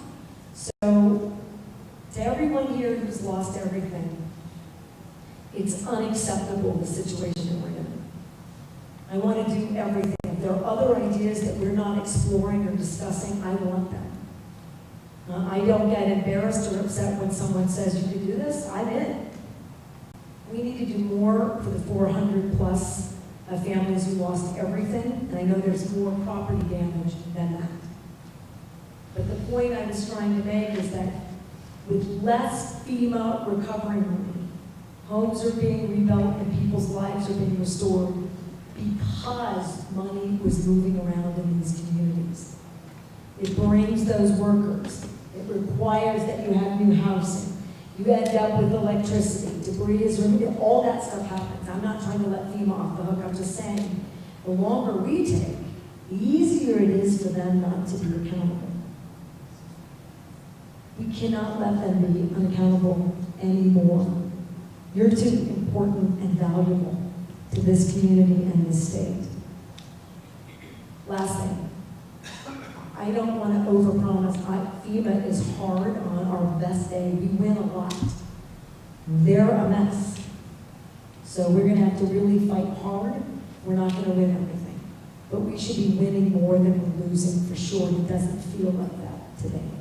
So I want to reignite it and do more. Again, thank you for being an educator. And thank you for sticking it out here. And thank you for loving this community the way that you do. Just as valuable as being here for hundreds or thousands of years are the people who choose this as their home. We're grateful to you. Let's do more. I'll do more. Good evening, Governor. I just want to say thank you for being here. Thank you, all of you, for being here. Thank you for those that stuck it out and you're still here. I know you're tired. I'm tired. We're all exhausted. Like literally, figuratively, physically, we're exhausted. 3 years plus. I live in Grosiata. My name is Sim Palmer. I live in Grosiata. For those of you that are a little bit unfamiliar, if you looked at a map of the Hermit's Peak Cap Canyon fire footprint, Grosiata is in the middle. We're like the geographic center. And it's a beautiful little community. I had the good fortune and privilege to be able to move there 7 years ago from Bernalillo County. And my friend Laura Silva, that's also my neighbor, she was the first to speak tonight. She talked about some of the impacts. She mentioned the cell towers. I want to imprint with you, if I can, just a really quick, brief image of a 64-year-old woman who is low income, who lives by herself in a small home in Grosiata, and there might be 40 inches of snow on the ground and it's still snowing. Or maybe the wind's blowing 80 miles an hour and it's dry and the fire hazard is intense. Or it's thundering and it's hailing and it's raining and the water is at her doorstep this deep, getting past the torn up, disintegrated sandbags. I can't call out. I cannot make an emergency call on my phone. My phone doesn't work because the electricity's out. And in Grosiata, the electricity's often out. Very frequently, the burn trees fall. It is not Morro San Miguel Electric's fault, but the burn trees fall on the trees, on the lines, and the electricity goes out all the time. The norm is to walk in my house and all the lights are flashing, or there's no lights at all. So that's one thing. My friend Rich just left. I wish he was here to hear me say this, because he asked me before this tonight to speak to you about this. I have a permanent injury to my right hand, and unfortunately I'm right-handed, as a result of tripping over sandbags. Sandbags, for those of us that live up there, are a way of life, right? I mean, we've been hauling those stupid things now for 3 years. And I literally still have them at my doorstep. Last year, sandbags are splitting apart. I tripped over sandbags in 2023, tore ligaments that cannot be repaired. I fell again last year, right before Thanksgiving, broke bones in my hand. I have a burn on my eye that will not go away. My tear ducts on my right eye are sealed shut, so it doesn't function right, so it's like a constant eye infection. It's very uncomfortable. There are people, I'm just one little tiny example of somebody who's older, who lives alone, who's low income, and dealing with health issues. I lived in my vehicle in 2022 for 4 months. And that was after I spent the evening on April 21st, 2022, evacuating my village with one other person. We visited over 100 homes. I stayed the next day to help my neighbors and to be there. I received burns, I received smoke inhalation. What's happened is that when I moved back into my home at the end of 2022, after sleeping in my vehicle on my property for 4 months, about 6 months later, I started getting sick. I was sick for many months, very, very, very ill. Finally, in 2024, they did the right test to discover that I had pernicious anemia. Since then, they've sent me to Christus St. Vincent in Santa Fe, the oncology department, where I'm under the care of an oncologist, hematologist, for a blood disorder that they can't figure out. That doctor keeps saying to me, Sin, get out of that house. It's a sick house. When the FEMA inspector came to my home last fall and she found the mold in my guest room just a few feet from where I sleep, she said, this is a sick house. That's mold. in your carpet and along your wall, that's mold. FEMA gave me $37 to buy a can of spray to treat the mold. So the reason I'm bringing this up is, you've mentioned, and I appreciate it, you've mentioned several times tonight that people are suffering. You're absolutely right. Business owners are suffering. People in Las Vegas that don't have safe drinking water are suffering. People still living in scary, traumatic, unsafe, unhealth conditions are suffering. And one thing that Laura, I know she and I talked about earlier today, people are sick, people are dying. I hate to say that, it sounds so melodramatic. People are sick, people are dying. I have 4, not counting myself, I have 4 friends who live in the fire area, 2 who lost their homes completely, that are currently in oncology treatment in Santa Fe. We actually share some of the same doctors. And one other last really quick thing. Sarah Jo, thank you for your powerful words. You've been an incredible voice throughout this. I want you to know that I'll never look at a beautiful loaf of artisan bread in without remembering how much you donated yourself to the fire victims for months and months and months and months and months after.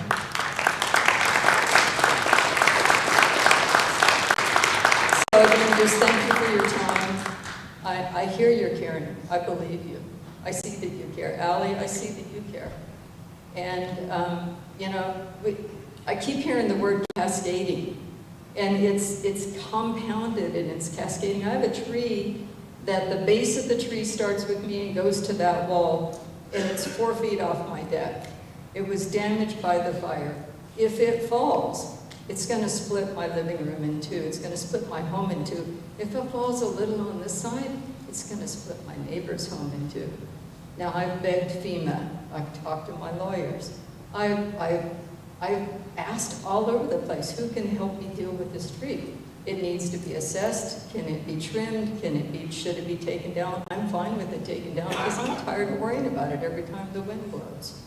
There's just all these issues. There's my beautiful Sadio tile hallway that's a very narrow, short hallway about the length of the 1 row of chairs here that leads into a small sunken living room because I have a small house. That Sadio tile hallway was never meant to be the river for a waterfall into my living room. But sometimes, since 2022, it has been. So there's just, it's like, you hear the words like cascading or compounding. And when you talk about 3 years plus, our trauma up there continues to compound. Every time we go to a neighbor's memorial service of somebody who passed from health issues that they didn't have before the fire, our trauma gets compounded. Every time the wind blows 80 miles an hour and we live in the middle of what the fire inspector said to me last year is the greatest area of fire danger in New Mexico because all those dead trees are standing wood waiting to burn again. So anyway, thank you very much for your time tonight. I appreciate that you've heard our stories and you've listened to us. I love some of the things that you've said, and I appreciate everybody who's been here. I especially appreciate the people that have had the courage to speak.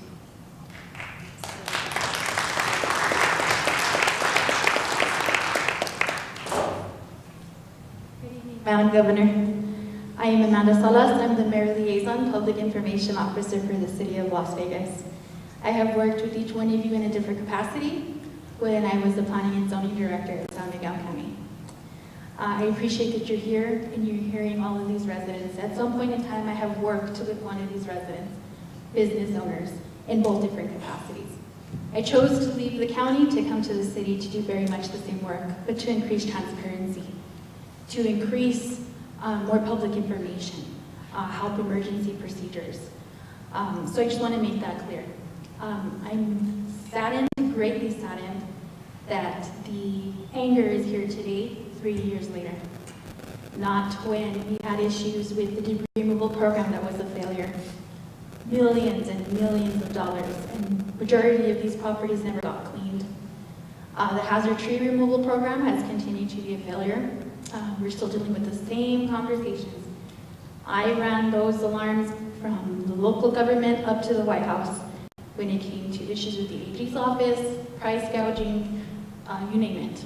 So I wish you would have heard the thousands and thousands of hours that myself and my colleagues have been on these meetings with your colleagues. You could have heard these conversations because they are all aware of these. So I really do hope that that anger stays there and you help us. The pre-water treatment plant wasn't working, and that should have been a complete anger in 2022. We're doing the very best that we can, and let me tell you, the city of Las Vegas showed up tonight, and it wants you to be able to see them. If you guys would please stand up, the front row, city of Las Vegas.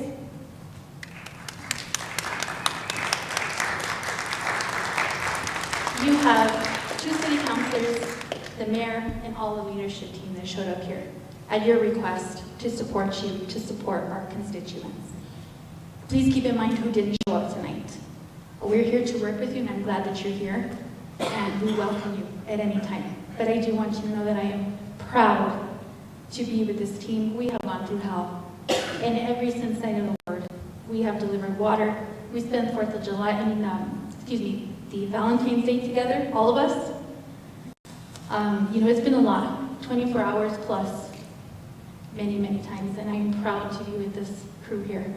Well, I like your dedication. I'm going to disagree with you. I've been here a lot. May not be all the town halls, but the point we made is that we are working well in a lot of other communities. It's the same process. Ask yourselves why it's taking so long. You don't have to deliver water 24/7. Spend the money that has been allocated to this community, because if you don't, I will. It's that simple, and they should be here. And all the water is allocated. I'm here, I'm clear. You weren't here in 2019, 2020, 2021, 22, 23. You're amazing.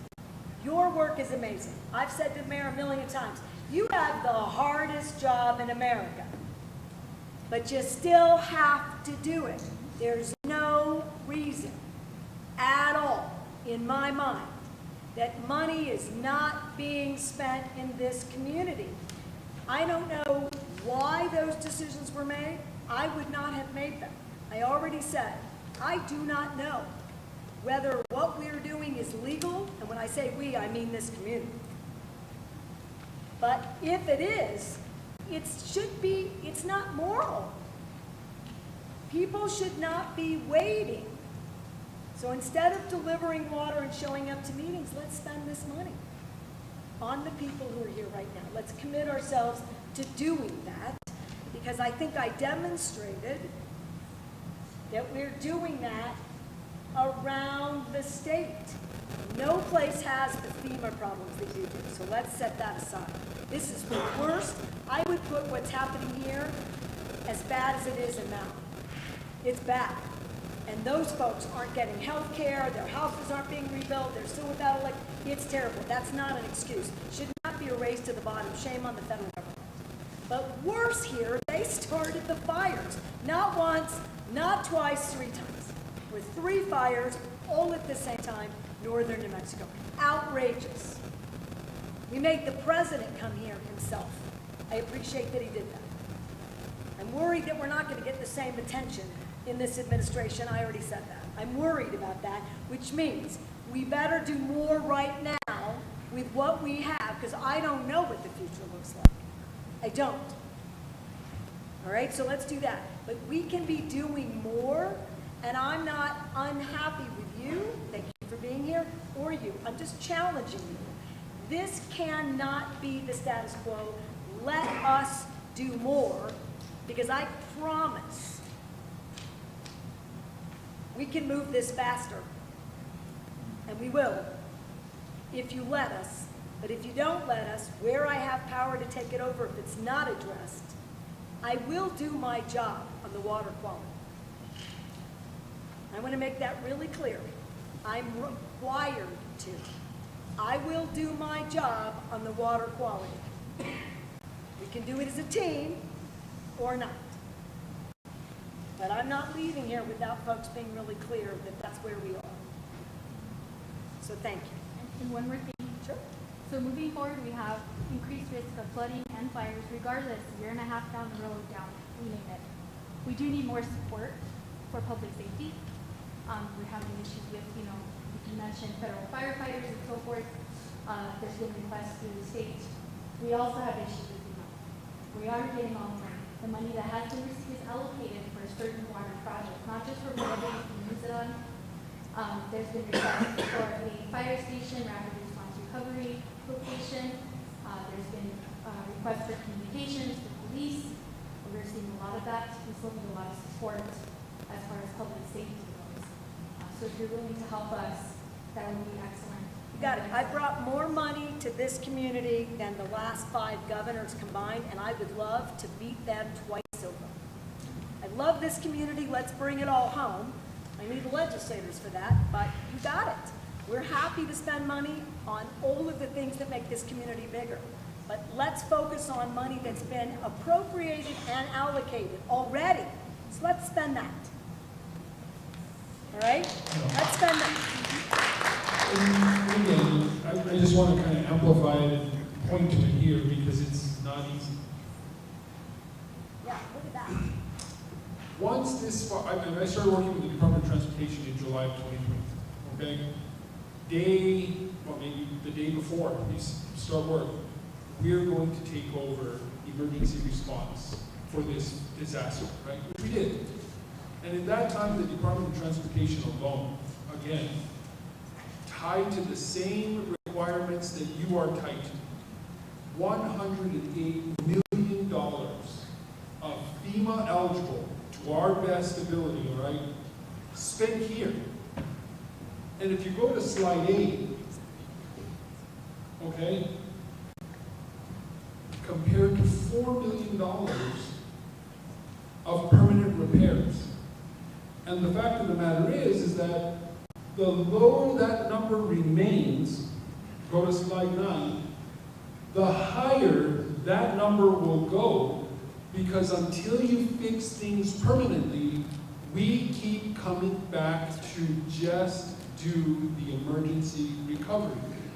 And so if it's possible for the Department of Transportation to spend $108 million in FEMA eligible work in the same period of time it took for the city to spend $4 million, it's clear a partnership on how to get that money out the door in a federally and state approved procurement process. We should be working together. There should be a question, right? And so how did that $108 million come to play? As soon as this fire started, this governor said, give them that money to do it. That's her writing checks to come and do that work. And so, again, I hate to amplify it, but, and I'm going to ask it, because again, this is like my second home. If this city and county has sent the money that they received to repair itself to a bank account, go and get it tomorrow and put it to use. Plain and simple. Because you can't stand here and say, we didn't get money to do certain things, but the money you got you're not using because it's sitting in a bank account accruing interest. Then you really technically gave your money away and your ability to do something meaningful with it. And it's important that at least you tell the community that's why we haven't done anything important.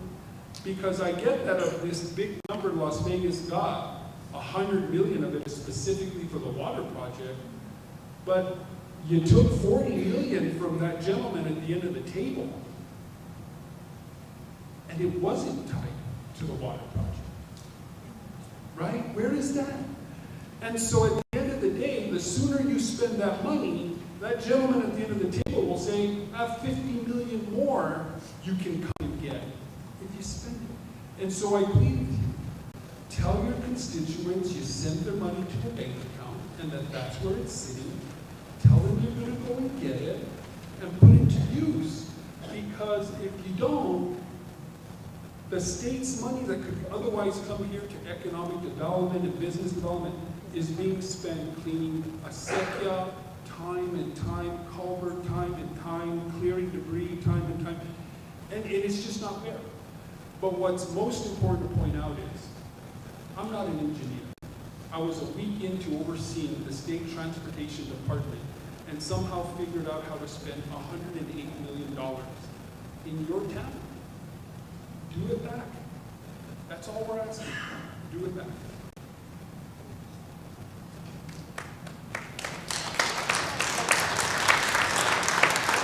And I know I was the first to speak again, but I think I found a solution to your question there, Governor. You have very intelligent people in this room.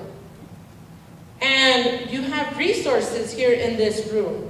And just sitting here listening to everybody speak, Harold Garcia, Dave Romero, President Wolf, he has an engineering program, he has a forestry program that could check those waters for us. Dave Romero, you have Harold, you have Ricky up there. You guys need to work together. That is your solution. Whatever it takes, you four need to work together and make it good for our community. That's the solution to your problem. You could do it. And I have faith in you. Harold, I've worked with you at the county. You were very knowledgeable. David, I know you personally, and I know what you're like. Ricky, I know you from Highlands when I worked here, and I know the intelligence you guys have. You can make this happen. You have Highlands here. You have Luna here that could do a lot of this work for us. Not in 3 years. We could do this sooner than that. But you guys need to work together. Do it. Do it for your community. And if anything, I'm advocating you. I'm challenging you guys. I am challenging you as a community member of San Miguel and Morrow County to do something for us and do it before the 3 years is over. Your choice. Get it done. Madam Governor, Cabinet Secretaries, and our local leadership, thank you for coming. My name is Michael Martinez. I bought into a small business here in Las Vegas. I'm an independent insurance agent.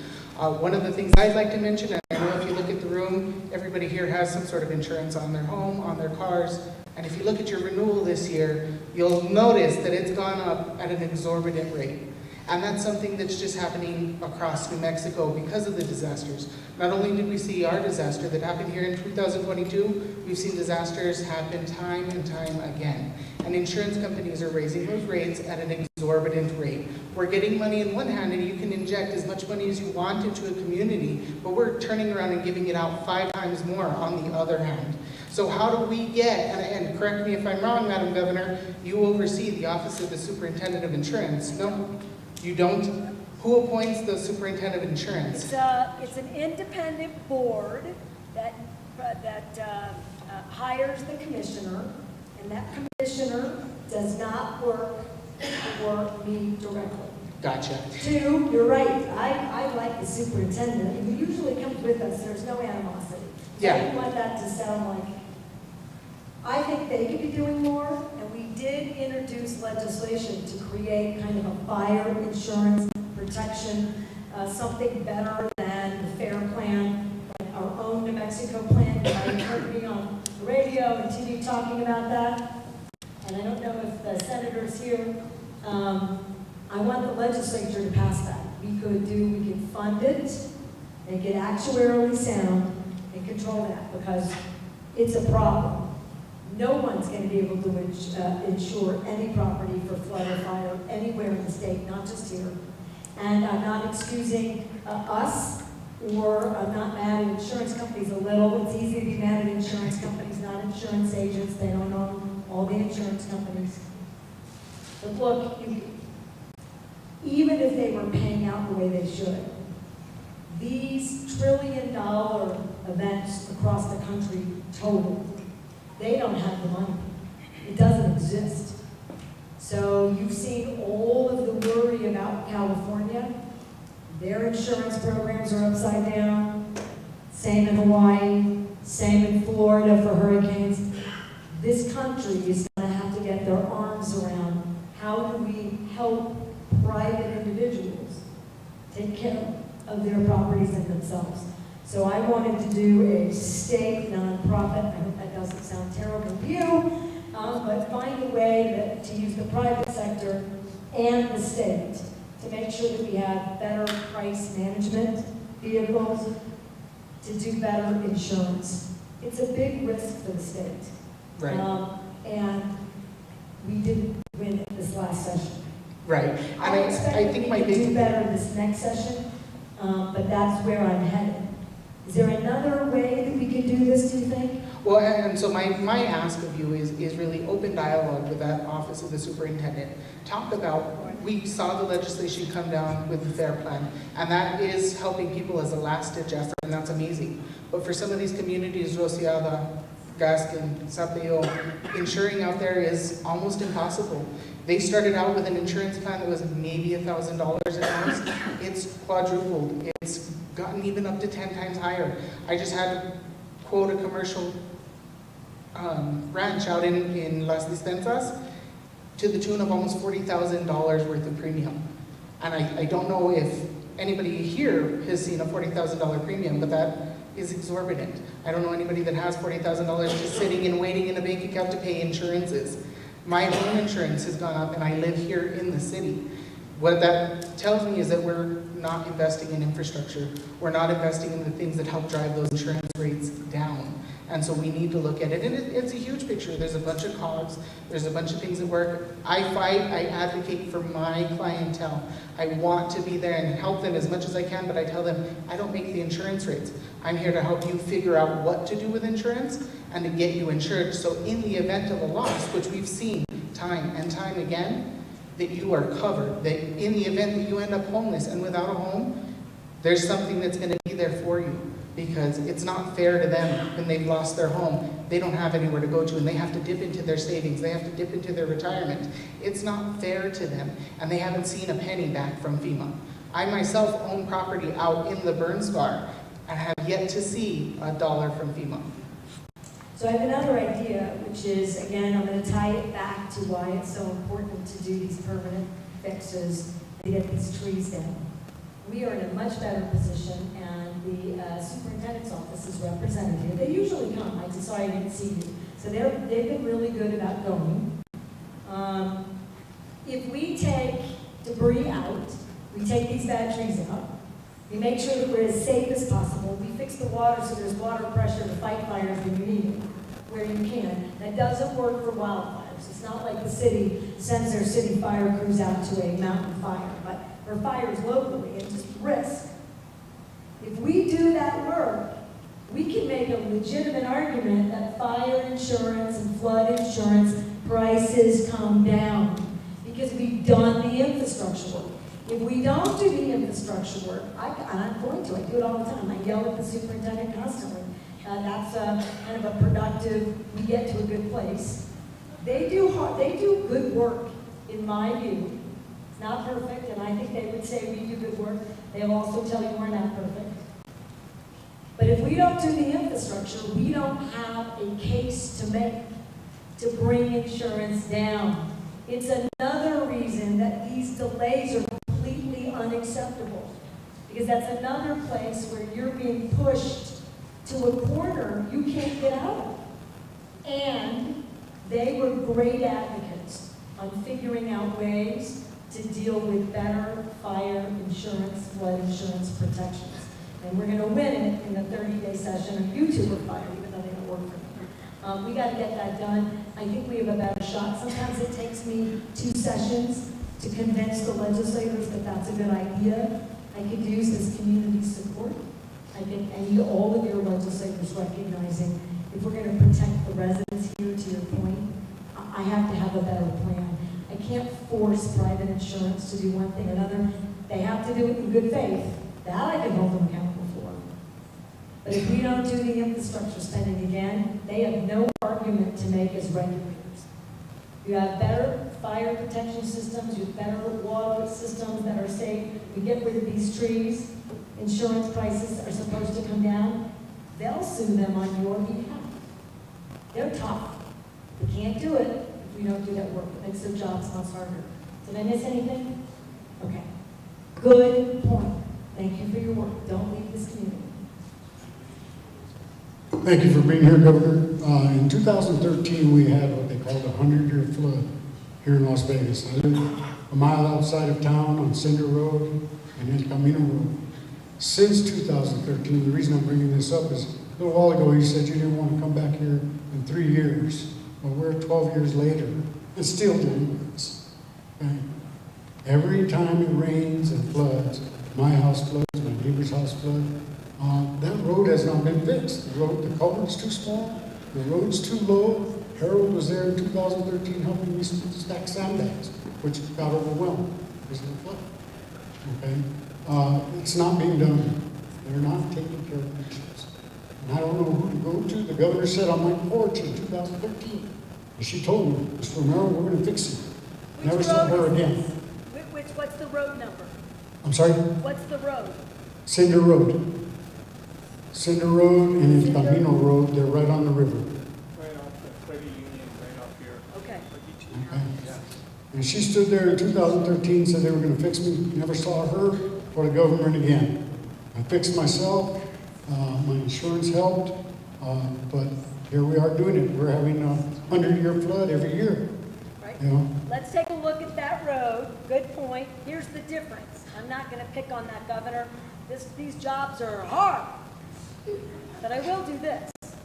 The difference between then and now, and that a lot of these problems aren't new, the fire is new and the amount of money. And again, your delegation has done a really good job getting money out of the feds. They'll do more. I know Ana Romero and the delegation representatives are all here. They're mad as hell at FEMA. So am I. 2, we fronted money. That's where a lot of that money is. Not all of it. Some of the federal money's here too. The difference today is that money exists to deal with many of these problems. And I'm confused about why we're not all aggressively getting it out there so that when we're doing that, it gets to more road work. It gets to more people employed. It gets to more businesses open. It gets to water quality. It solves decades-old problems in communities that have long waited. And to your point, I am frustrated. And I sound a little defensive, and I apologize. I don't want to sound that way. I'm on the same team. Team New Mexico, Team Las Vegas, Team Mona, Team everyone.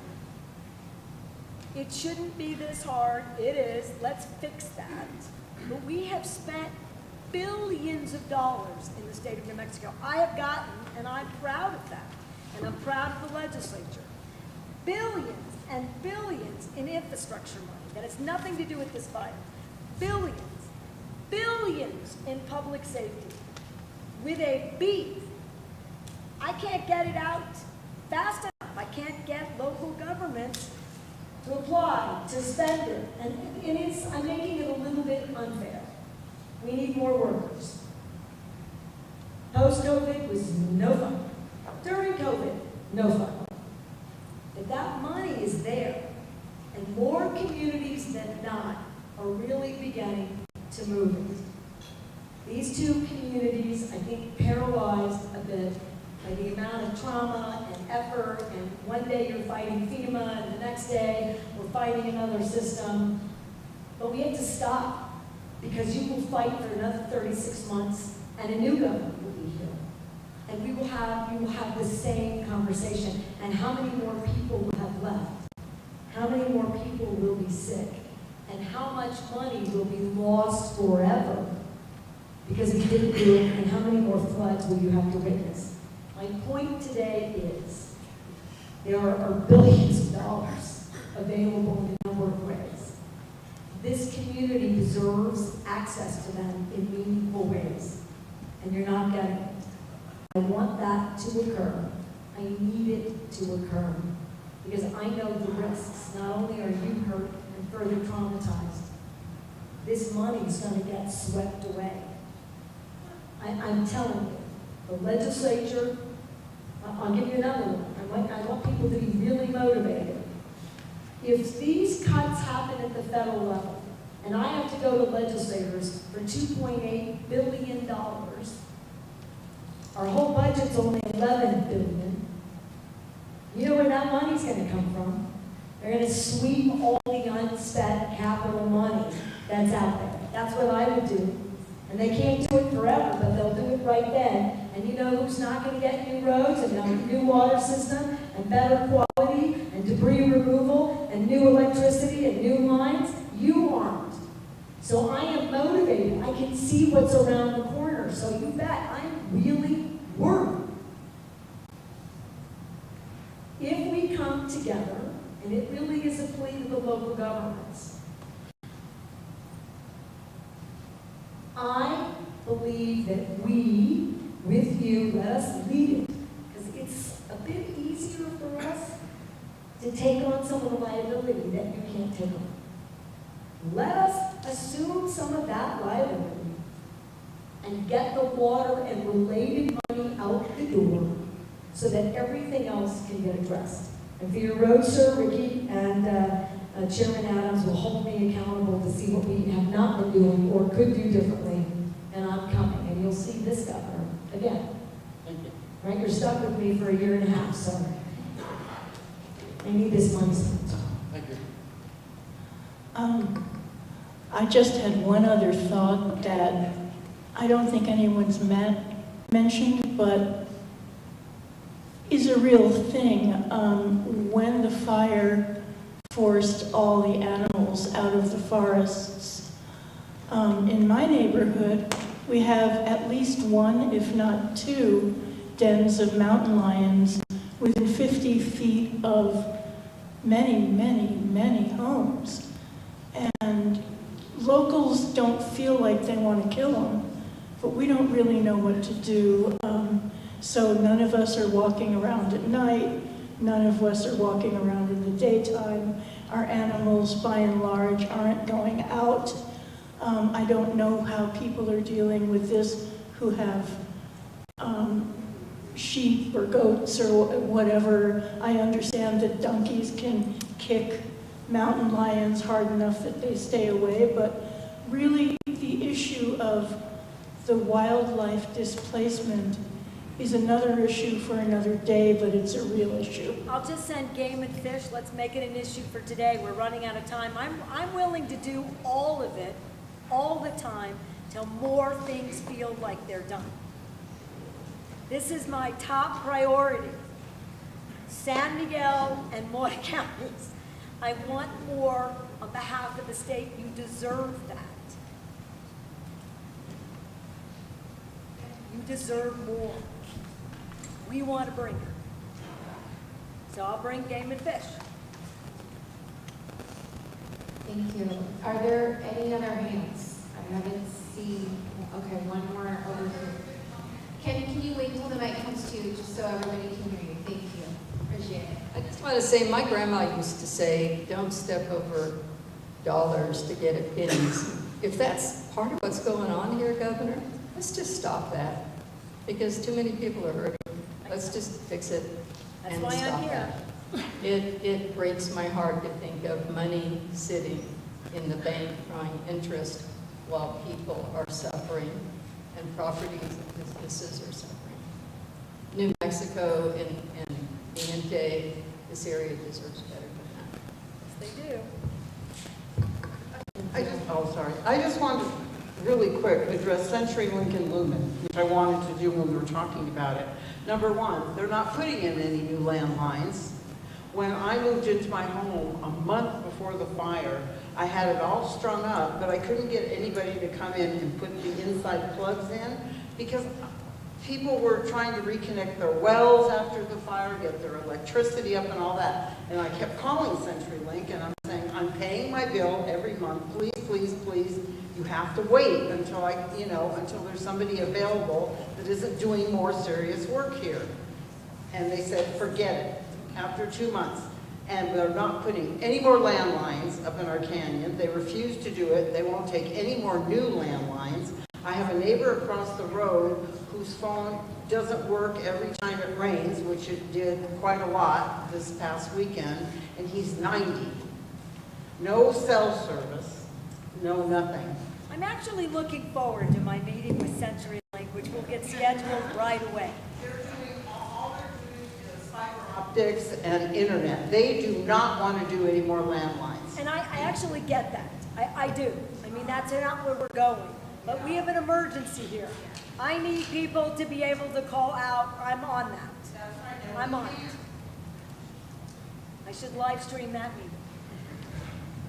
All right. Okay, thank you. Thank you. Looking one last call for a hand. Okay, One over there. Thank you. I want to thank you for being here, but I really want to thank the community members that have shown up here, because I've gone to a lot of these meetings, and I know how traumatizing it is every time we go to these meetings. I always leave in tears, and not just for myself, but for everybody else. So I really feel like the people that are here that continue to show up and continue to speak out, we're speaking not only for ourselves, but for people who can't speak for themselves. But I think that we're all the heroes here in this thing, because we all carry a collective grief of constantly looking out of our windows and seeing bird forests and bird landscapes. And we're trying to renegotiate who we are in this new time here. But just know that the trauma is just, there's so many layers of trauma, and please recognize that coming to these meetings are also traumatic for everybody. So, but thank you very much, and thank you everybody for continuing to come. You closed the meeting better than anyone could. Thank you. That's always another. Okay. Welcome to Las Vegas, Governor. The biggest elephant in the room that I want you to take back with you to Santa Fe is the watershed. And you can put in all the infrastructure to take care of what's happening in town. But not until that watershed is taken care of, you're wasting a lot of money. We don't have a watershed. We don't have a canopy to slow that water down. Our climate has changed. We're having 100-year floods 3-4 times a year. It's going to continue. My biggest fear is I think we got to address the watershed. And I'm talking about our 80 miles all the way to Taos. That whole watershed is destroyed. So when we start thinking, I guess we should put in a bigger culvert. We can't guess that anymore, because you're going to end up pulling that culvert out and putting a larger one. Our rivers cannot handle the outflow of that watershed. So we're going to continue to see flooding in Vegas, we're going to continue to see flooding in Mora and up Rosiala, because our rivers weren't or aren't designed to take care of that type of outflow from the watershed. Thank you, ma'am. Fair enough. We can mitigate while we fix the watershed. All right, you all are amazing, resilient, incredible, compassionate, empathetic, brilliant community. And New Mexico's lucky to have you. And I'm a lucky governor to get to spend time with some of the best people, not just in America, but around the globe. Let's make sure that we hold each other accountable after tonight, and let's get more of this work done. Thank